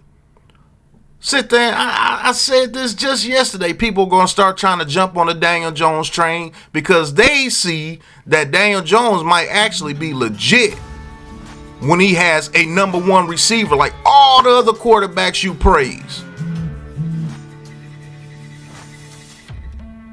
Trash, man. You think I'm wrong? This is not gymnastics. Let's go to numbers. This is not gymnastics. In every crucial category, without question, with a worse offensive line, PFF last 2 years ranks the Giants O-line as bad as any in the league, and with clearly fewer weapons. No DJ Moore, right? No DJ Moore on the outside. Daniel Jones has won over twice as many games, completes a significantly higher percentage of his passes, averages more yards a game, touchdown-interception ratio is better, so is the passer rating. Oh, my goodness. Wow. But when I was saying things like this, back with Daniel Jones for the last 2 to 3 years, oh, I'm an idiot. There's no way he's better than Justin Fields. You see what Justin Fields does out there? You see what Justin Fields, he's way better than Daniel Jones could ever be. But he has more wins with a worse offensive line, a worse supporting cast, and worse receivers, worse coaching, better completion percentage, better total yards per game, more touchdowns, and a better passer rating. But I'm stupid. I'm a DJ lover. But now all of a sudden when DJ starts to shine a little bit, now all of a sudden the numbers start to matter and the logic starts to matter. The whole equation changes when it starts to matter. That's absolute bull. Guys like me and with the Big Blue Crew, we get attacked left and right from people. Oh, this cornerback will be way better than Daniel Jones. If we put him on the Giants, the Giants will be way better. How? When he can't even do it where he's at. With a better offensive line. With a number one receiver. With a number one tight end. But all I heard is Justin Fields is a way better quarterback than Daniel Jones could ever be. For all you analytic and stats guys, the stats shows a whole lot different. A whole lot different. The hell out of here, man. behind a significantly worse O-line with fewer weapons. Well, Brian Daboll. Brian Daboll, the head coach, is Matt Eberflus, the head coach. Both are on the hot seat. Both have not proven to be great head coaches. That's a lie. Brian Daboll is not on the hot seat. He went to the playoffs his very first year, and his second year, he had that team fighting with a slew of injuries to all his top players. Stop it. Both are very good on their side of the ball. The Bears, Week 10 last year on, were the best defense in the league. Well, they didn't have the best defensive personnel. Eberflus can clearly, as a young coach, dial up his side of the ball. And Daboll's done an excellent job with Josh Allen and getting Daniel Jones into the playoffs. But they're both in a hot seat. Both we're not really sure. Daboll's got that fiery temper, off-putting to some. Eberflus has changed his look up, but is he over his head a little? They're both the same guy.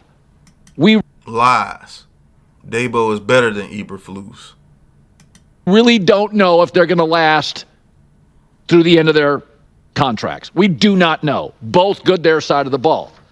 So also Daniel Jones actually has a playoff win. Oh, now Daniel Jones' playoff win matters.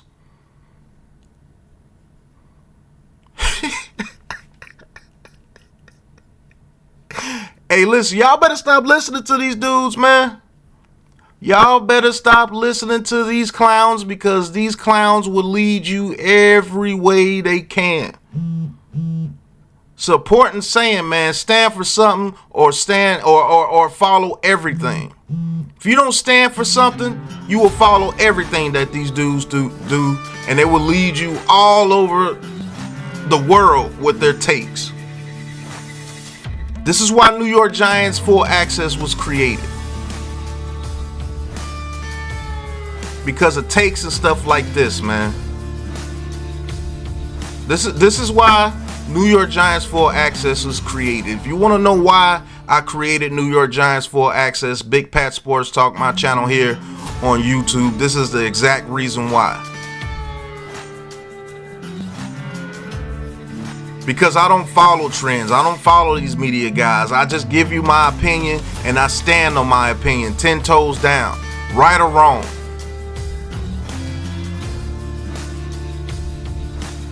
And I can admit when I'm wrong. This is absolute trash, and this is absolute garbage from one of the guys that has destroyed Daniel Jones for every reason that he's trying to say that Daniel Jones may need a break now. He destroyed his playoff win. He's destroyed him for not being able to perform without a number one receiver and not a good offensive line. He's destroyed him comparing them to other quarterbacks that is obvious that Daniel Jones is better than. It's obvious. But now when Daniel Jones does get his number one receiver and you see that he can connect with him on multiple occasions, not just against his own team, but against a Detroit Lions team that people have picked to win the Super Bowl, now all of a sudden logic comes into the equation. This is the garbage that they give you guys. This is the garbage that they keep spewing out to you guys. And you guys on Twitter and a lot of you fans just eat it up as the gospel, and now all of a sudden he's changing his tune against you, and now he's trying to lead you into another direction just in case Daniel Jones goes out there and ball out. That's why I got love for my brothers here with the Big Blue Crew, NYG, G Nation Inside Sports, Miz, Coach Ed, Joe. Shout out to P-Dot that came on the channel and gave us some real New York Giants talk. Paul Dottino, if you don't know who that is. We don't give you garbage like this. We don't have to switch up. Because we sit here and we tell truths and we give real opinions with logic behind it. We don't just give out negativity because we know people will eat negativity up. That's not our game. And it's never going to be our game. This is trash and it is garbage. And whatever other bad thing you can say about this, man, this is awful. And they shouldn't be allowed to do this. They should be held to a standard to hold and stand 10 toes down on your word. Because as soon as Daniel Jones throws an interception, anything, all that other garbage that they've been saying, they're going to go right back to it.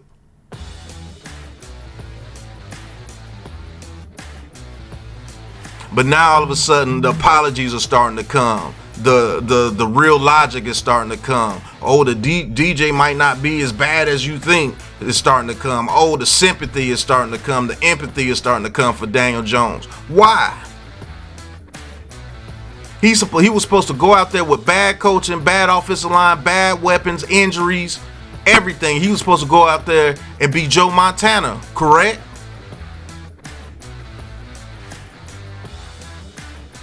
Just a few weeks ago, when doggone Hard Knocks was going, you were bashing Daniel Jones then. You would say, you would congratulate. Yeah, I see there. I told you they were wanting the quarterback. I told you.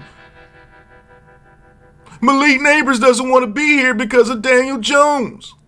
Jalen Hyatt can't progress because of Daniel Jones. Wan'Dale Robinson can't do what he needs to do because of Daniel Jones. The offensive line is bad because of Daniel Jones. Brian Daboll doesn't want Daniel Jones to be his quarterback. Joe Shane doesn't want Daniel Jones here. John Mayer made him keep Daniel Jones. John Mayer made them pay Daniel Jones. Daniel Jones can't throw deep. Daniel Jones can't throw over 5 yards. Daniel Jones can't lead his receivers. Daniel Jones can't read the pocket. Daniel Jones can't make plays. Daniel Jones can't, man. Now all of a sudden, oh, Daniel Jones has a playoff win. He's the most bashed quarterback that I've ever seen that has a playoff win. Oh, maybe Daniel Jones needed a number one receiver. Oh, Daniel Jones has heart. He's out there starting fights with the Lions. Oh man, Daniel Jones might not be as bad as it seems. Maybe Daniel Jones did need an offensive line and a number one receiver like Joe Burrow, like Tua, like Jalen Hurts, like Patrick Mahomes, like Lamar Jackson, like Josh Allen, like Joe Burrow, like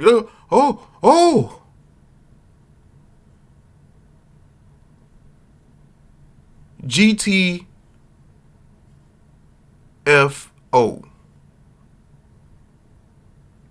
And I stand on that. I don't want none of you dudes talking good about us. Continue to bash us. Continue to talk about us. Continue to make your jokes. Where are the jokes at? Where are all your jokes at, man? Keep trashing us. Do what you're supposed to do.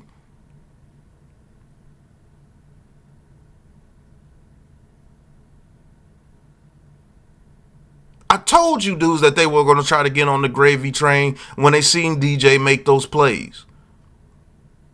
It's not just practice. They see something.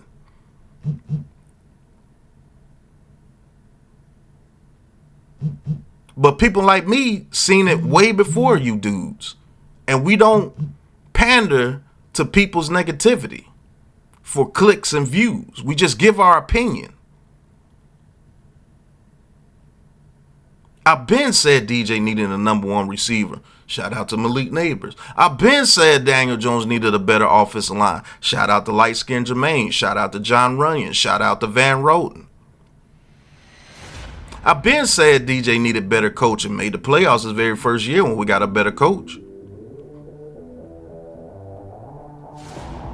And I've been said he was better than quarterbacks like Justin Fields. Now all of a sudden, oh, I can put the stats up compared to Justin Fields. And Daniel Jones has better stats with less people around him and a less offensive line and less coaching. And no crap, Sherlock. Y'all better quit listening to these dudes. And you lucky this is YouTube and I can't really say what I want to say.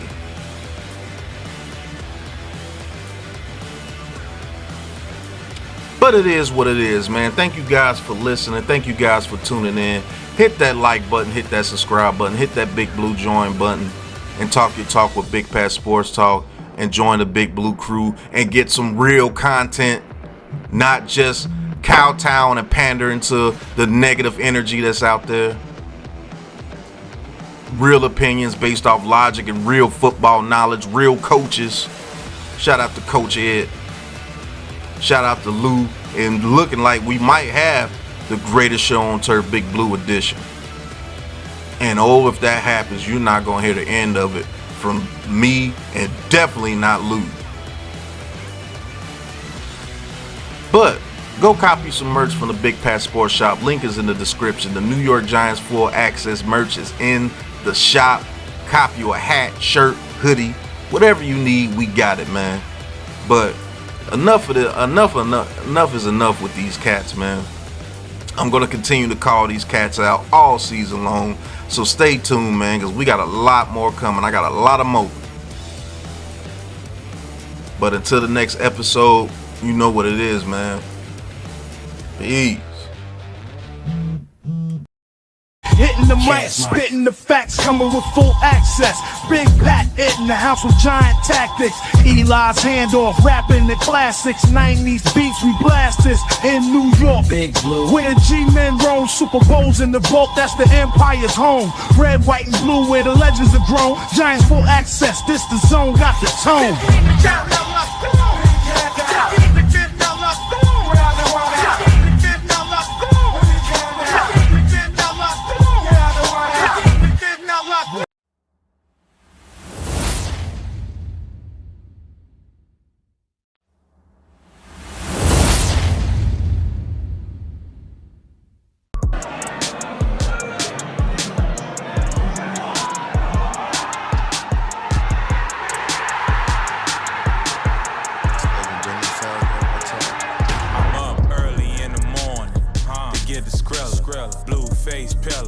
The blade dealer, make a nigga forfeit, cause I'm the realest. Hey, niggas talking short shit, I need a million. Big stepper, yeah, bitch I be stepping. Cooling kit with the flip switch, bitch that's the weapon.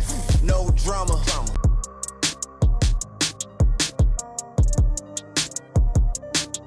Welcome to New York Giants full access. This legend, bring them sounds in one time. I'm hard, and we got you. And that's it, man. Go purchase Big Pat Sports Talk merch and support the family, man. And welcome to Big Pat Sports Talk. Thank you for your support. What's going on YouTube, Instagram, Twitter, all platforms? Welcome to another episode of New York Giants Full Access with your boy Big Pat Sports Talk. And today, as you can see, we're in the New York Giants Full Access studios, and we're going to be talking about the New York Giants' new dynamic duo, Daniel Jones and Malik Neighbors, and their connection that they're already building during this offseason here in training camp. The Daniel Jones-Malik Neighbors connection has been deadly, and it looks like it's legit. Looks like it's a legit connection, man. Looks like these guys are building an actual rapport with each other. Daniel Jones is figuring out that, hey, I got a dog on this team and I'm going to feed him. Now, in the training camp practice today, they fed Malik Neighbors all day today. They went to him 9 times and it was 9 completions. 9 of 9, 100% connection between Daniel Jones and Malik Neighbors against a different team. It wasn't against Cordell Flott, and it wasn't against Deonte Banks, the people on the New York Giants sidelines. It was against another opponent, another team that's coming in to stop you.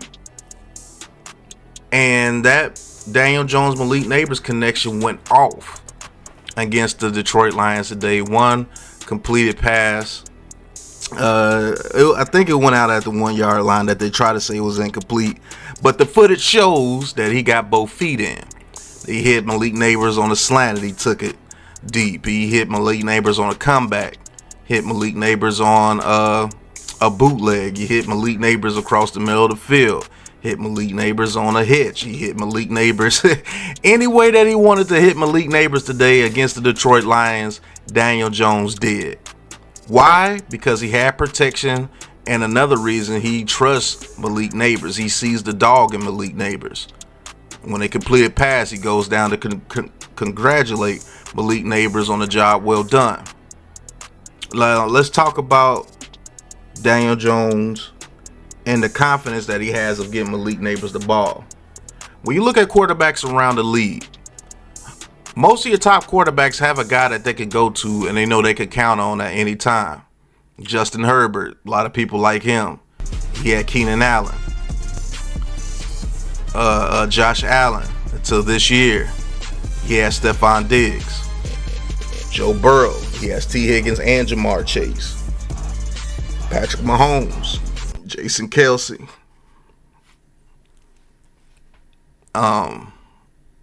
Travis Kelsey. Tua, who just got paid. Tyreek Hill, number 1 rated player in the NFL in the top 100. Jalen Waddle. You got Trevor Lawrence. Now that he has Calvin Ridley, Christian Kirk, Evan Ingram. You got Lamar Jackson. Now that he has Flowers, and he has his tight end, Mark Andrews. It's like quarterbacks, I mean, they have a lot of, most of your top quarterbacks, they have somebody that they can go to and they can depend on game in, game out. They do. When you look at all those quarterbacks, the best DJ has ever had before Malik Neighbors got here was Darius Slayton. And this is not a shot at Darius Slayton. He's just not Malik Neighbors.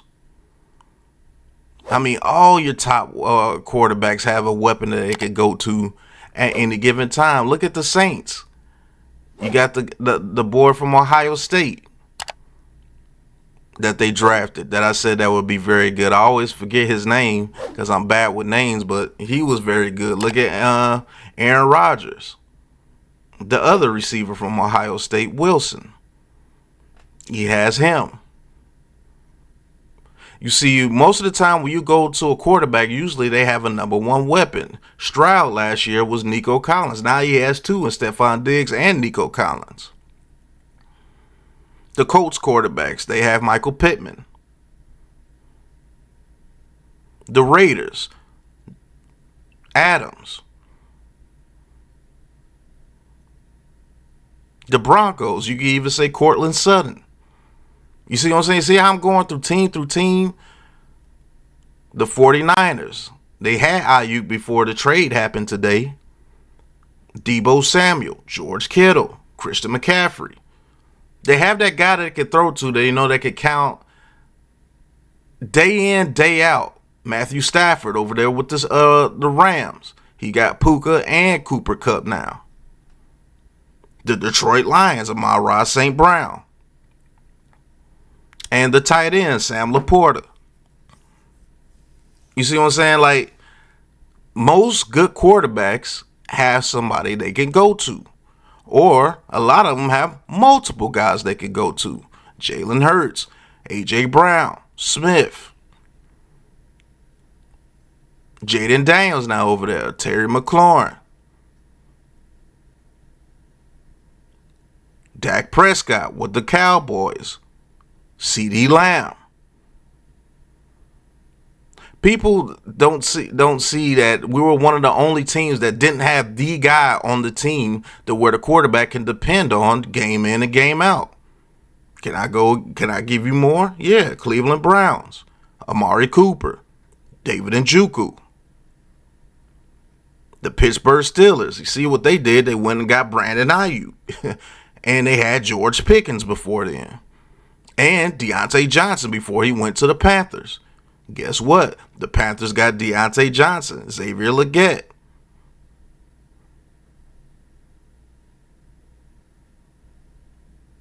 The Chicago Bears, they went and got Caleb Williams. They went and got Keenan Allen, DJ Moore. And they drafted the boy from Washington, Rome Odunze. So why would the New York Giants fans, do they expect Daniel Jones to go out there with practice squad receivers and produce major numbers when no other quarterback that you like does that? Well, guess what? Daniel Jones has Malik Neighbors now. Daniel Jones has a guy that he can depend on game in and game out. And guess what? It's going to elevate Hyatt. It's going to elevate Robinson. It's going to elevate Theo Johnson. You see, this connection here can be absolutely scary if this offensive line blocks, because this guy Malik Neighbors has proven that he is like that. like Primetime usually says. Coach Prime. He's just like that. His routes are like that. His catch radius is like that. His route run is like that. And he's just a pure dog. He's the dude that's like, look, I'm open. Get me the ball. And DJ, for the most part, this offseason is like, okay, let me get it to you. You open, I'm gonna keep throwing it to you. And now that's allowing Jalen Hyatt to be the weapon that we need him to be deep down the field. Because Malik Neighbors opens up the field so much more for Daniel Jones. And he's given him a comfort that he's never had in his career. So don't be surprised if this man goes out there and starts balling out with Malik Neighbors and starts throwing touchdowns to Malik Neighbors, starts throwing Malik Neighbors slant routes, and Neighbors takes it 25 to 30 yards and flips field. Don't be surprised that when people start double teaming Malik Neighbors because he's killing the outside corner, we got to bracket this dude, that Wan'Dale Robinson starts getting catches and moving the chains. Don't be surprised when Jalen Hyatt starts getting one-on-one coverage and starts beating people on deep routes, and Daniel Jones has the time and he releases it to him for another big play. You see, the offensive line and having a number one weapon are so key for your team and for your offense, because it allows you to run the scheme that you want to run. It opens up the field for your quarterback. And when that quarterback has that confidence to know it on 3rd and 8, I could go to my guy Malik Neighbors on one-on-one and he's going to get the job done, that turns you into a different quarterback. Ask Kirk Cousins. Look at all the weapons Kirk Cousins has played with. Is he the greatest quarterback of all time? No, but he puts up stats. You want to know why? Because he's always had a variety of weapons on his teams. And he's turned that into payday after payday after payday after payday.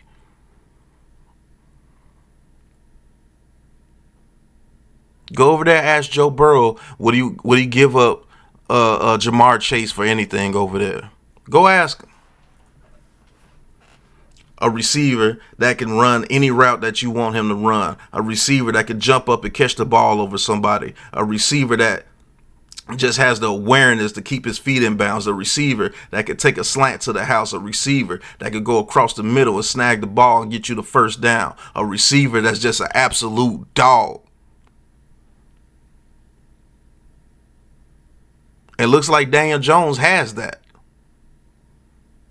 Matter of fact, I know he has that. You just got to get the ball to him. And so far, so good against his own team and against other competition. So you can't say that he can't do it against other competition, because he just did it against the Lions today.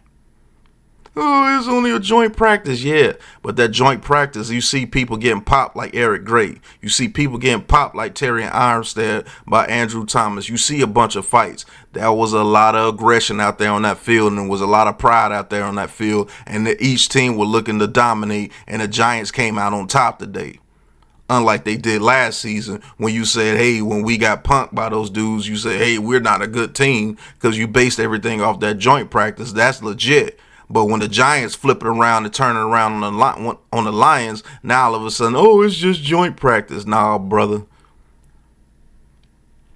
See, the Big Blue Crew, we've been told you that a quarterback needs an offensive line to block, at least be NFL caliber, and he needs a number one receiver. And by golly, looks like we got both this year. We got a decent offensive line that's NFL caliber. Is it the best? No, not by a long shot, but it's way better than what it was. So it's going to give Daniel Jones the opportunity to step up in the pocket. It's going to give Daniel Jones to go through his progressions. It's going to give Daniel Jones the time to throw the ball downfield and be accurate. Now we can start evaluating everything about Daniel Jones. Yeah, let's see if he can't read the field is true. Let's see if he can't throw the ball deep is true. Let's see if he can't step up in the pocket and avoid pressure is true when he has a pocket. Let's see if those things are true. Let's do a real evaluation of Mr. Daniel Jones when he has Malik Neighbors, when he has Jermaine Illuminor and Van Rotten on his right side, and Andrew Thomas and John Runyon on his left side.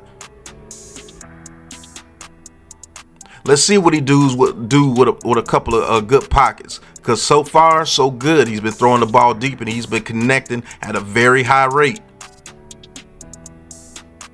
You only got one practice where he didn't do that. And guess what? A lot of you fans are just going to base everything off that one practice where he missed a couple of open, deep people.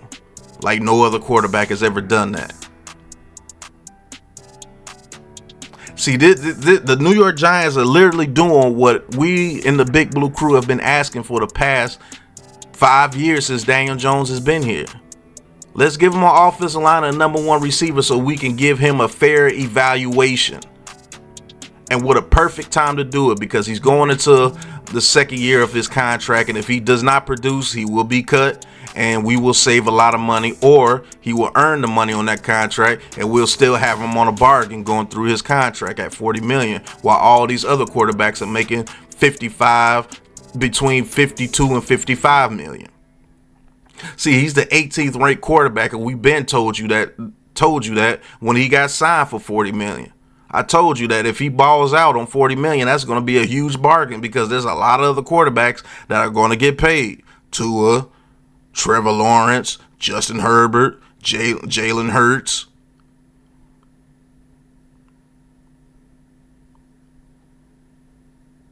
The quarterback over there in San Francisco about to get paid. Oh, Lamar Jackson. I told you that a bunch of these dudes were going to get paid. Told you.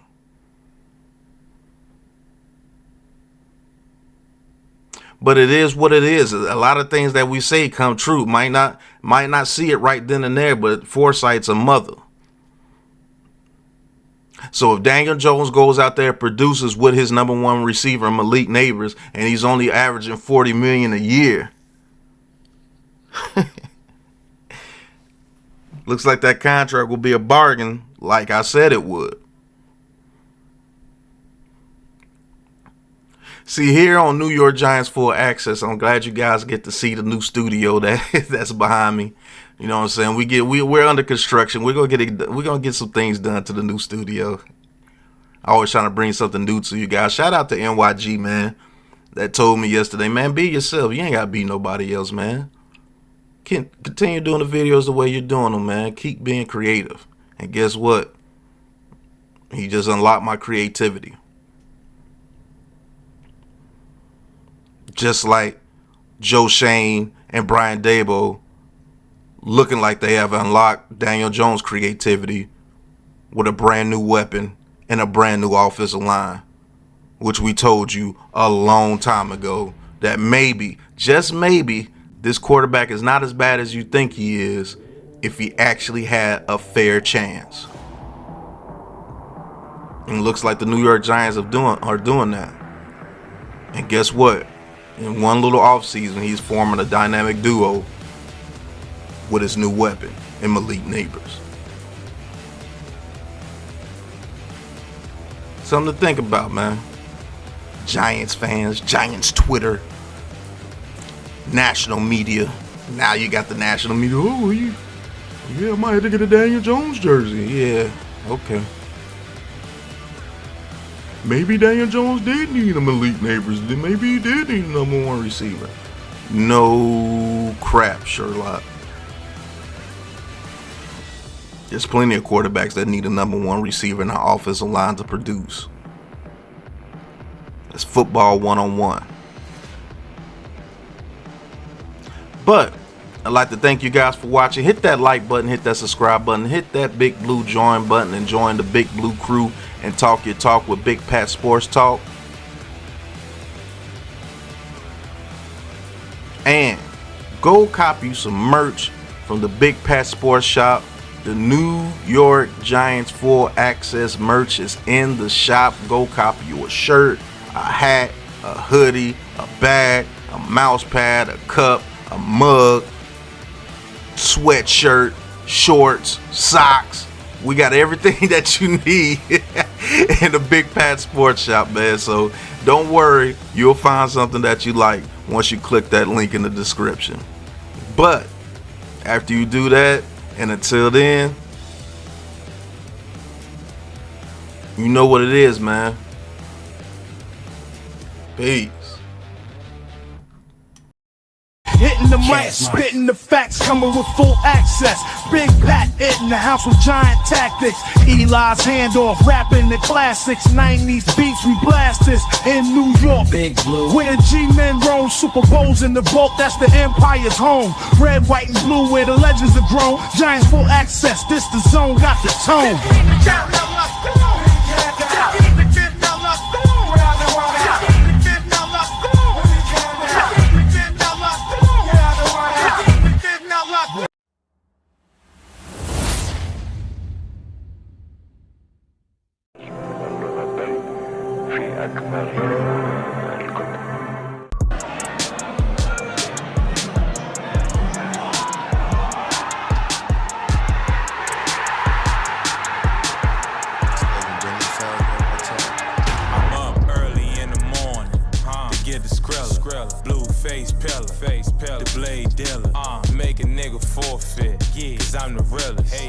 Talking short shit, nah, I need a million. Big stepper, yeah, bitch, I be stepping. Cooling kit with the flip switch, bitch, that's the weapon. No drama.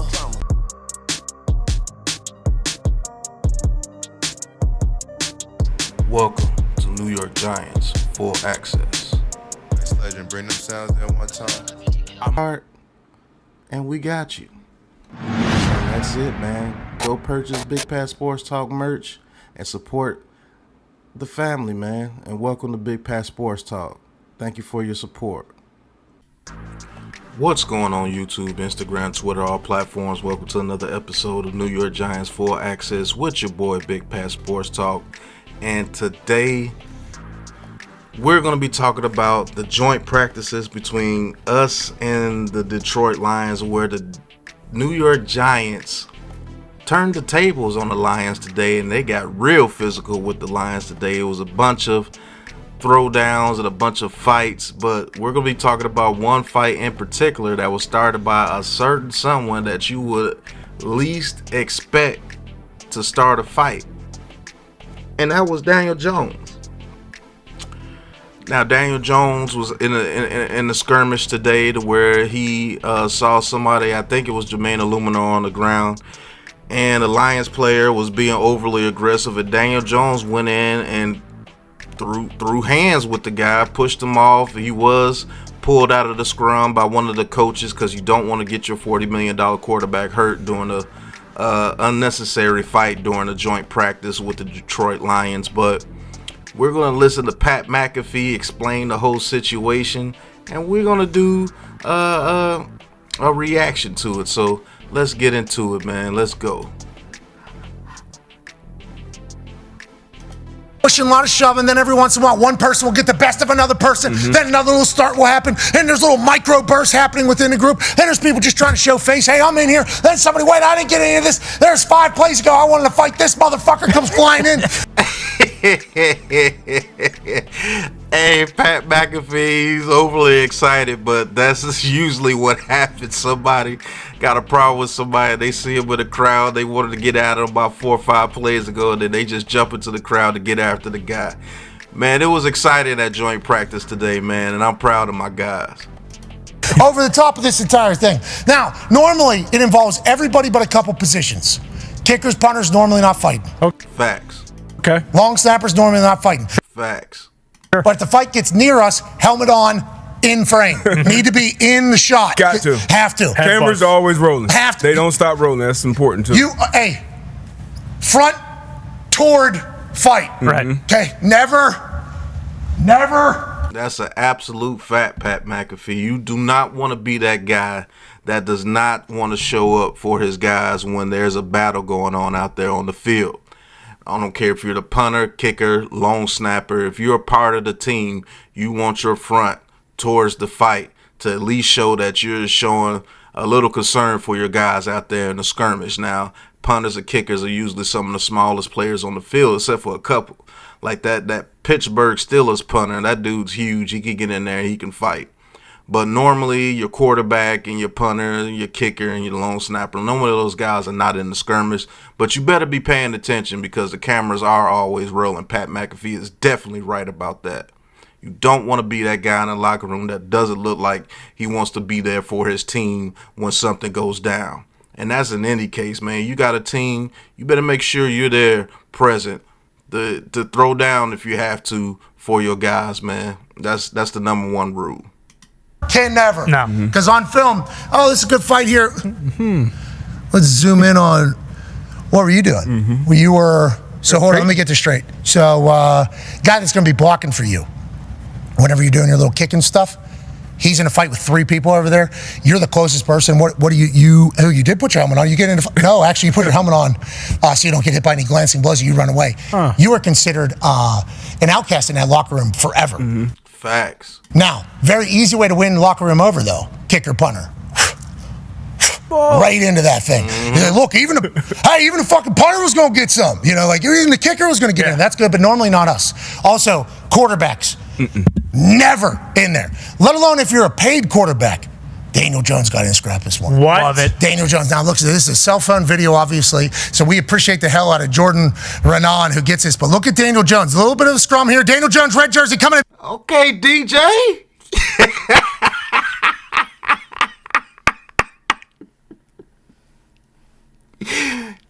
Get you some of that, DJ. DJ with that toss, cuz. Way to go, push DJ. Get off my guy. Get off my guy. Man, look at Andrew Thomas toss guy right here. My goodness.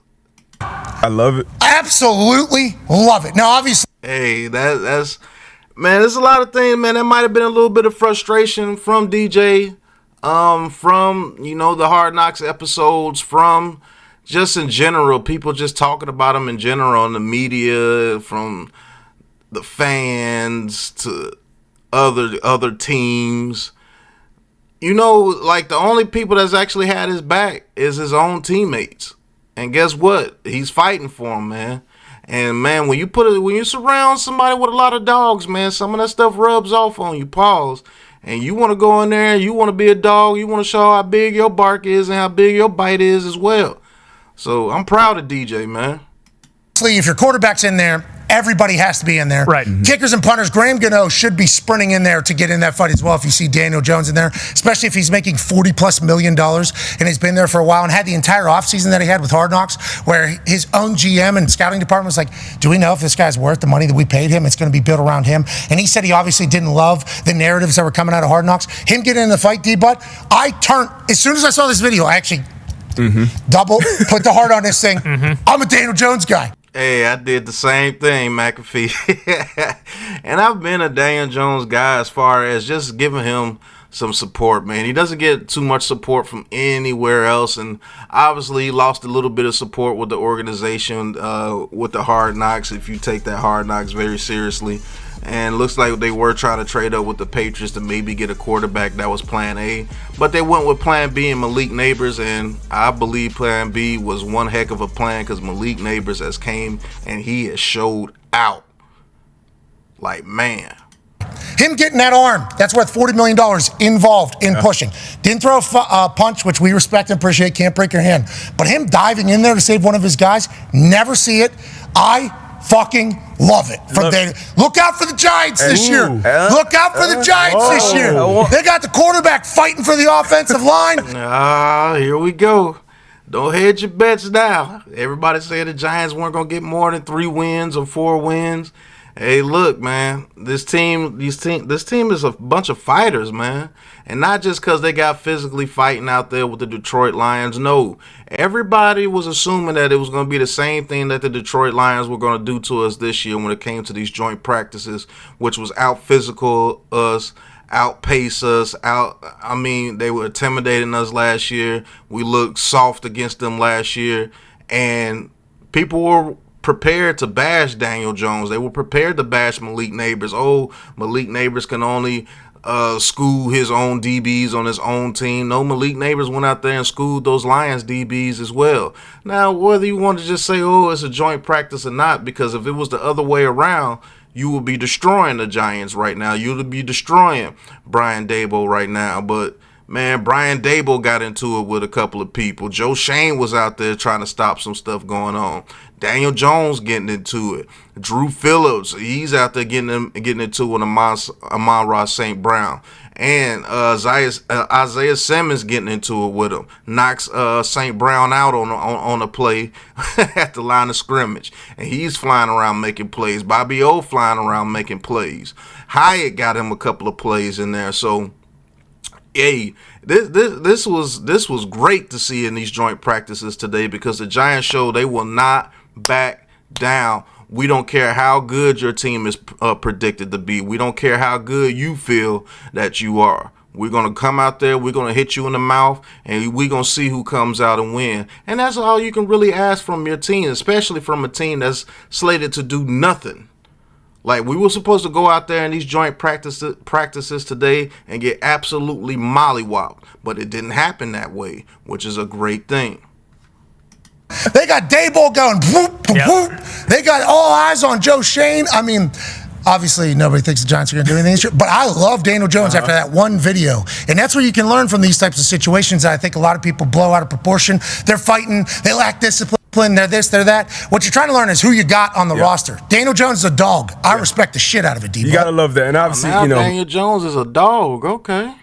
Like you said, the expectations aren't super high for the Giants, but I do love seeing this from Daniel Jones, getting in there just enough, not fully getting in there, diving in to where he could be on the bottom of the pile. But hey, my guy, he's on top of my guy. Let me get him off. I think a coach, I don't know who that was, dressed up on the side. Hey, let's get this franchise quarterback out of here. Let's get our starting quarterback out of here. But I love to see that from Daniel Jones. And there's been some at the beginning of the camp, you saw all bad clips of Daniel Jones. I've been seeing Danny Dimes kind of pop up on the timeline. Danny Dimes has showed up for most of training camp, sir.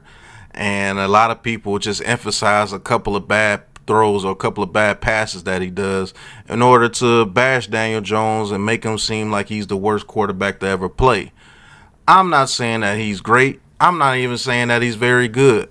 All I'm saying is he finally has a number one receiver. Let's see if this offensive line is as advertised. It is way better than what it used to be. And let's see what happens.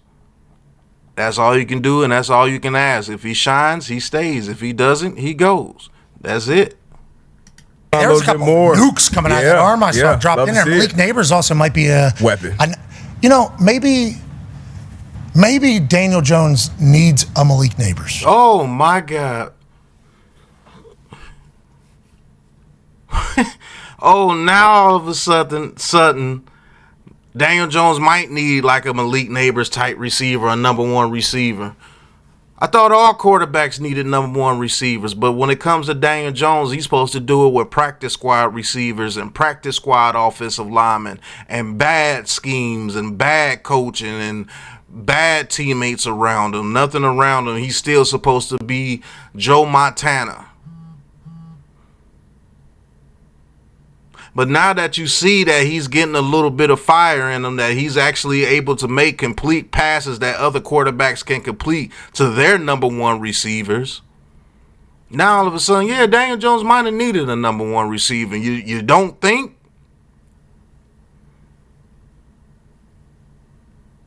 Crazy how things happen. Like, that's crazy, man.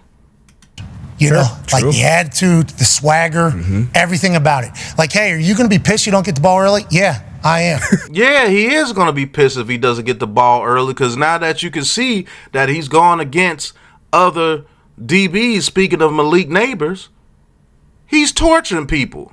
So, hell yeah, he's going to be pissed if he doesn't get the ball early, and maybe often. Yeah, he's going to be pissed. And yeah, he might say a few things here and there. That's okay. Because a dog is a dog. No matter what situation you put him out there, a dog is a dog, and he's going to want the bone. Pause. He's going to want the ball. Get him the football. Point blank. Are you going to get mad and like fight? Yeah, I am. Maybe Daniel Jones needed somebody like Malik Neighbors to come in and be his yin to his yin in this entire thing. And if he's going to be fighting people, I'll tell you what, Daniel Jones, I might buy a damn jersey. Some of these. Yeah. Now you might buy a jersey because you see that he has some fight in him. And you see that he's not going to back down from people. and just feel sorry for himself, which he's never done. He's always went out there and fought no matter what the circumstances was, whether the results were good or bad. He's always been that type of player. He's never given up on his teammates, and he's never given up on himself.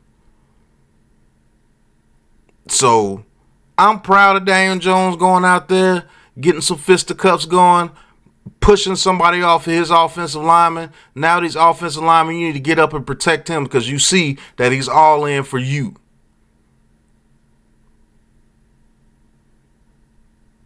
Today's practice was dope. They shut up the reporters that wanted to bash him. They shut up the Twitter fans that wanted to bash him. Oh, the New York Giants, when it comes to these joint practices, they're going to see exactly where they're at. They're going to see exactly how trash they are. They're going to see about getting out hustled. They're going to see about having a better team come out there and just embarrass them. Didn't happen today. What you saw was fight. What you saw was determination. What you saw was teammates fighting for each other, having each other's backs. What you seen was rookie step up and have a good day. What you seen is Isaiah Simmons might actually have a serious role on this defense. What you seen was Brian Burns dominate. What you seen was Dexter Lawrence do what he always does. What you seen was Jordan Riley looking to step up to be that second defensive tackle. What you seen was Kayvon Thibodeau get in there and make some plays. What you seen was Deonte Banks making plays. What you seen was Malik Neighbors is doing to other people to what he was doing to our own defensive backs. What you seen was Jada Hyatt get that one pass deep. What you seen was Daniel Jones actually out there throwing dimes in 7-on-7s and 11-on-11s. What you seen was our offensive line actually show up and not get dominated today. What you seen was a team that knows everybody's talking about them, and they're fighting their tails off to prove a lot of people wrong. Because people got the Detroit Lions Super Bowl aspirations. But what you seen today was a team that got their backs against the wall, and they're going out fighting no matter what, no matter who comes their way. And that's a damn good thing. Like to appreciate you guys watching this episode of New York Giants Full Access. Thank you guys for watching. Hit that like button, hit that subscribe button, hit that big blue join button and talk your talk with Big Pat Sports Talk, and join the Big Blue Crew right here on the Big Blue Crew Sports Network, New York Giants Full Access. Hey, get to the merch shop and get your New York Giants Full Access merch, as well as your Big Pat Sports Talk merch. The What Are You Doing merch is out, and we're doing What Are You Doing this season. So be on the lookout for those videos as well. And I'm not going to tell y'all again, y'all better get y'all some merch, man. We coming to see you. We coming to see you because we got our crew too, and we all back each other up here too. So we coming to see you if you don't copy no merch from the Big Pat Sports Shop, because the link is right there in the description. All you got to do is click and buy something. But until the next episode, y'all know what it is, man. Peace. Hitting the mic, spitting the facts, coming with full access. Big Pat in the house with giant tactics. Eli's handoff, rapping the classics. 90s beats, we blast this in New York. Big Blue. Where the G-men roam, Super Bowls in the vault, that's the Empire's home. Red, white, and blue, where the legends are grown. Giants full access, this the zone, got the tone.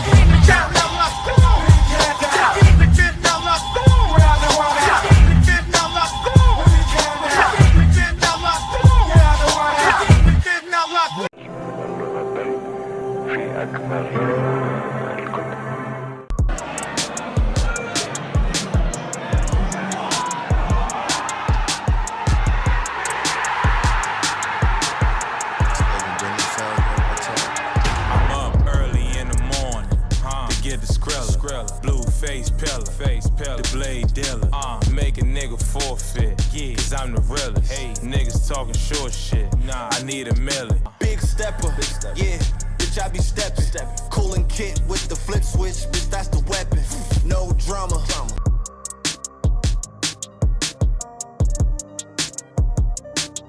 Welcome to New York Giants Full Access. This legend, bring them sounds in one time. I'm Art, and we got you.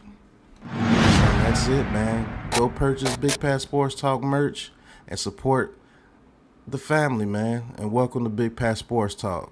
Thank you for your support. What's going on YouTube, Instagram, Twitter, all platforms? Welcome to another episode of New York Giants Full Access with your boy Big Pat Sports Talk. And look, hey, we got a new setup, and we're gonna be doing this a show like a full access show, and we're gonna be doing something new right here on Big Pat Sports Talk with New York Giants Full Access, and we're gonna be doing it in segments. So the first segment is we're talking about New York Giants training camp, what happened today, and things of such. Daniel Jones getting the connection with Hyatt and Neighbors again, throwing it over the middle of the field to Neighbors, throwing it deep to Neighbors for a touchdown, and throwing another touchdown deep to Jalen Hyatt. And I do believe these guys are building chemistry amongst themselves, and this passing offense could be very dope. Looks like the offensive line is trying to get themselves together. And let's listen to what Mr. Matt has to say, what happened during training camp today with the New York Giants. The Giants practice in shells before tomorrow's padded practice. On offense, Daniel Jones connected on a couple of deep passes, one of which Malik Neighbors brought in for a touchdown. The other one a little bit later on, Jalen Hyatt brought down inside the 5-yard line. Running back Eric Gray had a strong day. He had a nice run to the outside. He had a diving catch and later punched it in on the goal line for a touchdown. Moving over to the defense, Bobby Okereke had some strong coverage throughout practice, getting his hands on a couple of passes, one of which Deontay Johnson was able to bring in for an interception.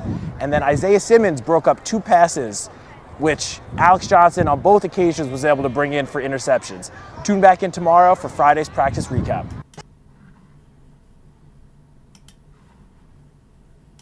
So as you heard, that was the Giants recap on training camp today. Isaiah Simmons making plays, Bobby Okereke making plays, getting about 3 interceptions today. I think 1 off Daniel Jones and a couple of others off DeVito. So I believe this offense and this defense are actually iron sharpens iron. I think they're having their days. The offense has a day, then the defense comes back and has their day. What we need is more and more and more training camp for these guys to get this camaraderie to where they're able to go on the field and produce against other teams. Now in training camp, yes, there are going to be mistakes, but you want to see those mistakes in training camp so you can actually, find out what you can do and what you can't do during the regular season. I expect this New York Giants team to continue to practice hard. Can't wait to see what we do against the Lions in those joint practices. But as far as training camp, you got guys like Isaiah Simmons who's carving a role for himself. You got guys like Bobby Okereke who's turned into a leader. Andrew Thomas is in mid-season form. Daniel Jones has a lot to work on, but he will continue to work, and let's see if he can build that camaraderie with the new receivers. So training camp, nothing extremely special today, but they're working and they're grinding every day, and I can't wait to see what comes next on the next day of training camp and pads. And we'll get an update right here on New York Giants Full Access. So let's get to the next subject.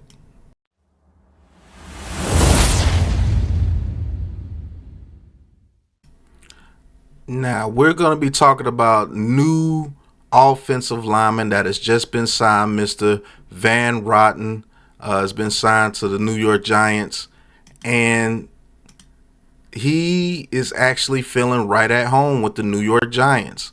Like I think this guy's going to be a starter, and he's going to get everything that we are looking for in the offensive lineman. He's going to be starting more than likely next to Jermaine Illuminor, and they have that camaraderie from the Raiders, and Brasillo likes the guy, and he was brought here to shore up this offensive line. So we're going to get into what Mr. Van Roten has to say about being a New York Giant, and then we're going to talk a little bit more. So let's get into it. talk about Coleman. Just saw him last year. You and Jermaine, what kind of coach he is. I had my best professional career or year of my career with Carm, so happy to be back around him. He's a great X's and O's coach. Really does a good job of marrying the run game with the pass game schematically. So you kind of you're never at a disadvantage as an offensive lineman. So it's a good system to play in, and he does a really good job communicating the expectations. And it just obviously him being here, Jermaine being here, familiarity a little bit with the system, just felt like a natural fit for me. So you hear what Mr. Van Rotten says about being with the New York Giants. It was a natural fit. And the reason why it's a natural fit, because he's already worked with our offensive line coach, which we actually need here with the New York Giants. He will be playing next to Jermaine Illuminor, although he got some snaps at center today because JMS is on the shelf right now with a shoulder injury. Hopefully he gets that. He gets healthy here very soon. And it looks like the offensive line starters will be Andrew Thomas, Runyon, JMS, Van Rotten, and light-skinned Jermaine. I do believe that offensive lineup is way better than any offensive line lineup we've had in the past 10 years. So we'll see exactly what those guys can do as far as the camaraderie with those guys and blocking for Daniel Jones so he can get the ball to people like Malik Neighbors and Jalen Hyatt and Wan'Dale Robinson and Slayton and Theo Johnson. It's so many weapons that we have that we can utilize if we actually have the blocking to go with our weapons, and we can make some noise this year. You can check out the film review of Van Rotten by Talking Giants. Bobby, what's going on? He does a very good a good preview of what Van Rotten brings to this team. And what he brings to this team is he brings veteran leadership. He brings stability. He brings strength. He actually has pretty good strength at the guard position when he was playing guard. And he also brings some familiarity with the new offensive line coach and with Jermaine Illuminor. So if those two guys work as good as they did with the Raiders on the right side of the line, and we know we have Andrew Thomas at the left side of the line, you got a veteran and John Runyon who does his job in the pass game.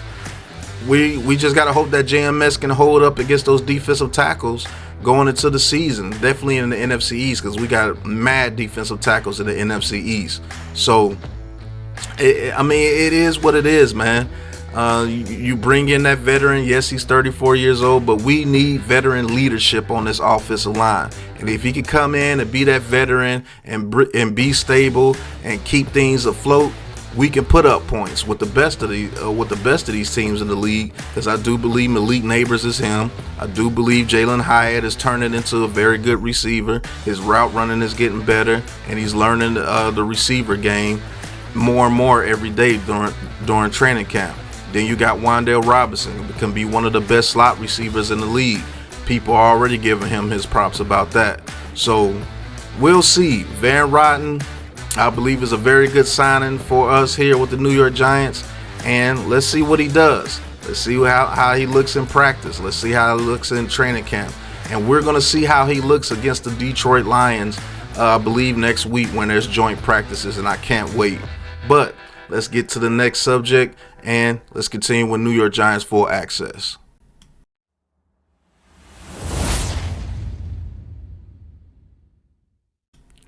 Hey, next subject right here on New York Giants Full Access, Mr. John Mara speaks.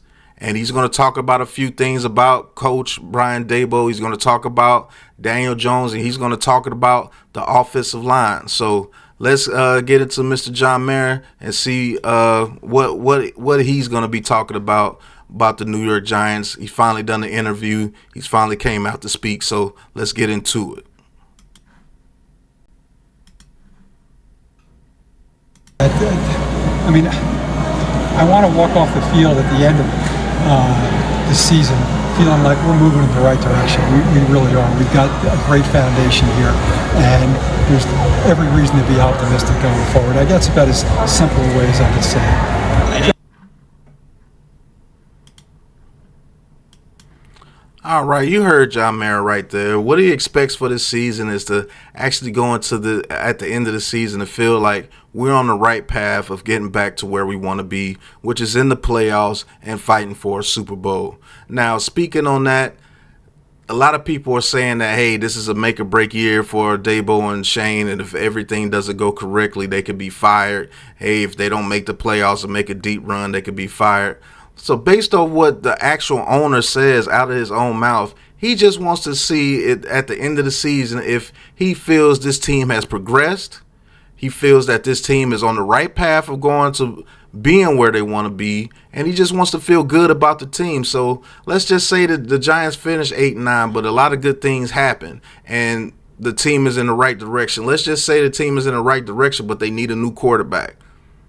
Does he still fire Joe Shane and Brian Daboll after that? I don't believe so. He's just going to let them pick their quarterback, and let's roll and with the new quarterback, and let's roll with the people that we have, because I see that Malik Neighbors has progressed. I see that Hyatt's progressed. I'm seeing that Wan'Dale Robinson has progressed. It's just that the quarterback couldn't get them the ball. I see the offensive line has progressed. I think that's the main thing. If this offensive line progresses and they show that they are actual NFL caliber line, I do believe that Joe Shane and Brian Daboll's jobs are safe. Main reason why, if that offensive line blocks, I think we put up a lot of points, even with Daniel Jones at quarterback. So, I mean, it's not a do or die type season for Joe Shane and Brian Daboll. I think they're going to be here for years to come, and that's a very good thing. But let's see what John Mara has to say about Daniel Jones. Listen, I'm still happy we gave him that contract because I thought he played really well for us in 22. Last year he got hurt, and let's be honest, when he was playing, we weren't blocking anybody. So let's give him a chance with a better offensive line with some weapons around him to see what he can do. I was nervous about giving up too much to go and get a quarterback, but I was prepared to let him do that if that's what they wanted to do. We made a decision to stay with Daniel and add a weapon for him, and I think that's going to work out. So as you heard Mr. Mara right there, you heard him say that, hey, he is absolutely happy about the contract that they gave Daniel Jones, and he's ready to roll with Daniel Jones. During that segment that they asked him about Daniel Jones, he said, hey, look, I'm happy that we gave him the contract, and we want to see what he can do with a weapon. We want to see what he could do if the offensive line actually blocks for him. It's kind of crazy, right, that the Big Blue Crew was saying the same exact things, and you hear it from the owner, you hear it from the coach, you hear it from the GM, you hear it from former players, you hear it from current players, that they did not give Daniel Jones ample opportunity to progress from 2022 because the blocking was absolutely horrible.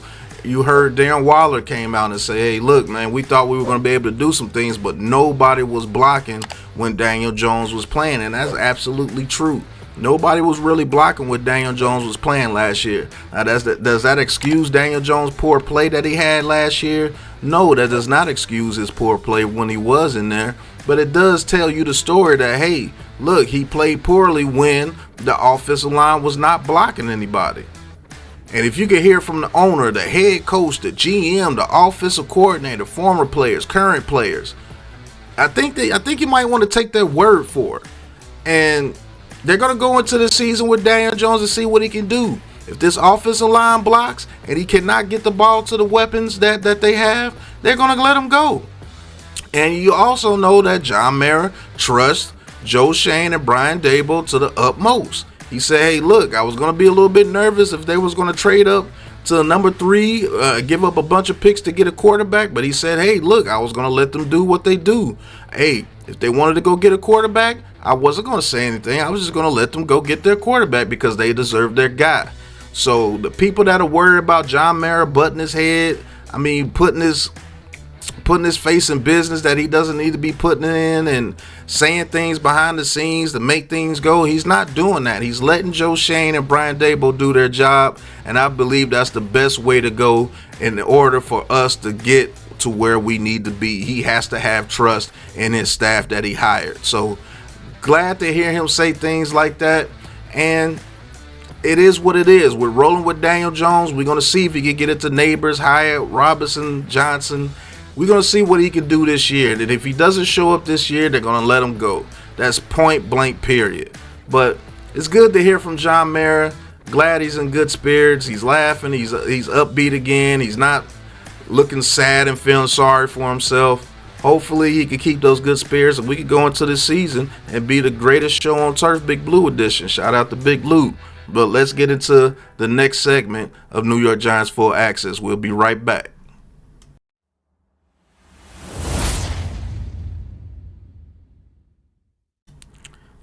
All right, we are rolling to the last segment of the day for New York Giants Full Access right here with Big Pat Sports Talk. And the last segment we're going to talk about is Mr. Theo Johnson.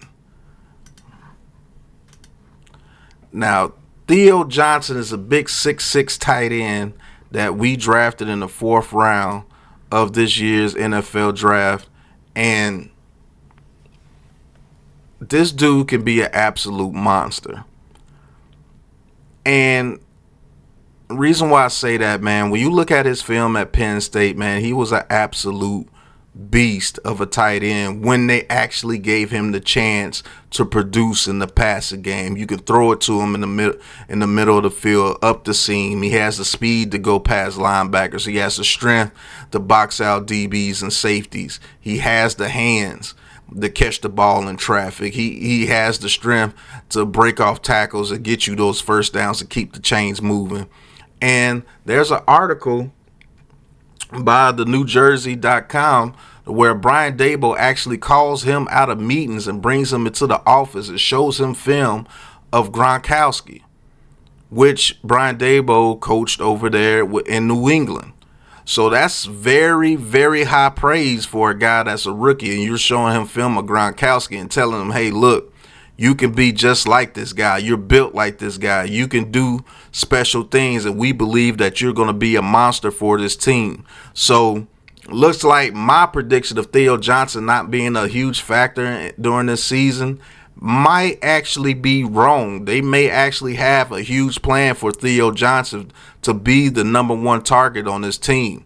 If his blocking is up to par, I don't see why not he doesn't start. I don't see why not you put him on the outside and let him go up the seam against a safety or a DB. I don't see why not you don't let him go in the middle of the field against a linebacker and route him up and go and get a first down for you. So Theo Johnson is actually a weapon that Brian Daboll himself has admitted that he believes he can be a feature tight end in this league. And when you look at his build, when you look at his makeup that he's fast, he's tall, he's strong. He can use that frame to box people out to catch the ball. Let's see if he can get his blocking up to par. I haven't seen him block much, but we're going to see him have to block during the regular season. And if he could get his route running up to par as far as getting through the seams, learning the playbook, learning the nuances of the game, and man, what a red zone target this guy could be. 6'6", 260, running a 4.56 or 4.65. That is ridiculous athleticism.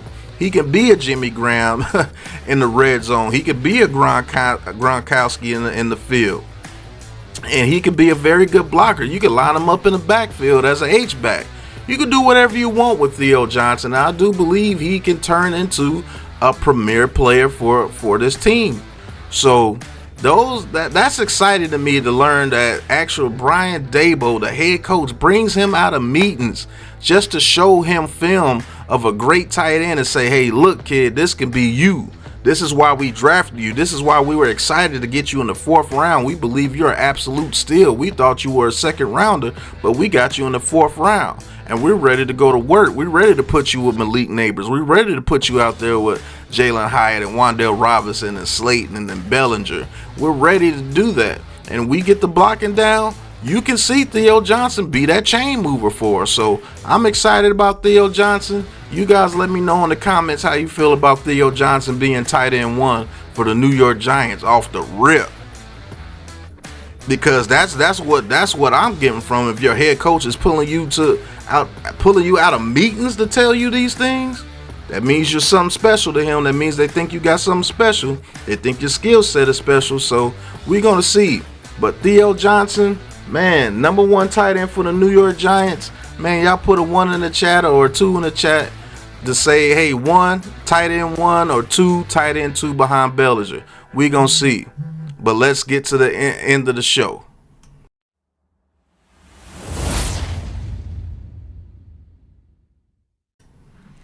All right, guys, after that last segment, this is the end of the show for New York Giants Full Access with your boy Big Pat Sports Talk. Man, I'd like to thank you guys for watching. Y'all let me know how y'all like this new way that we're doing New York Giants Full Access right here on Big Pat Sports Talk. We talked about Giants training camp. We talked about Theo Johnson. We talked about John Mara speaking about the team. And we just talked about training camp in general. So you guys let me know how you like this show. Hit that like button, hit that subscribe button, hit that big blue join button, and talk your talk with Big Pat Sports Talk and join the Big Blue crew. Go ahead and cop you some merch. The New York Giants Full Access merch is in the Big Pat Sports Shop. There's no excuses. Go cop y'all some merch. And thank you guys for watching.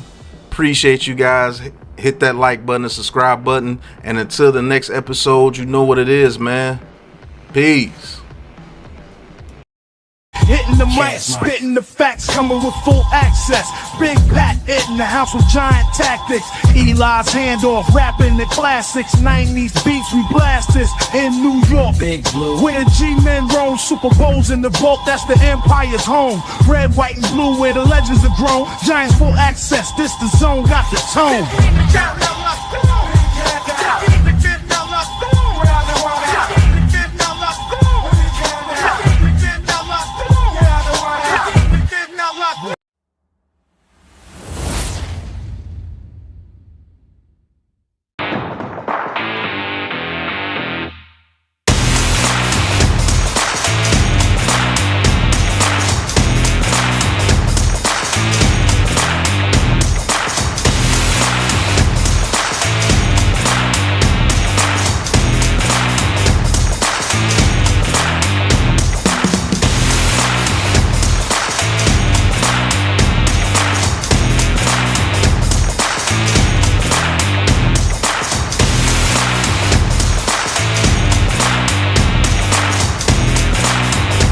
This has been a Big Blue Crew Sports Network production.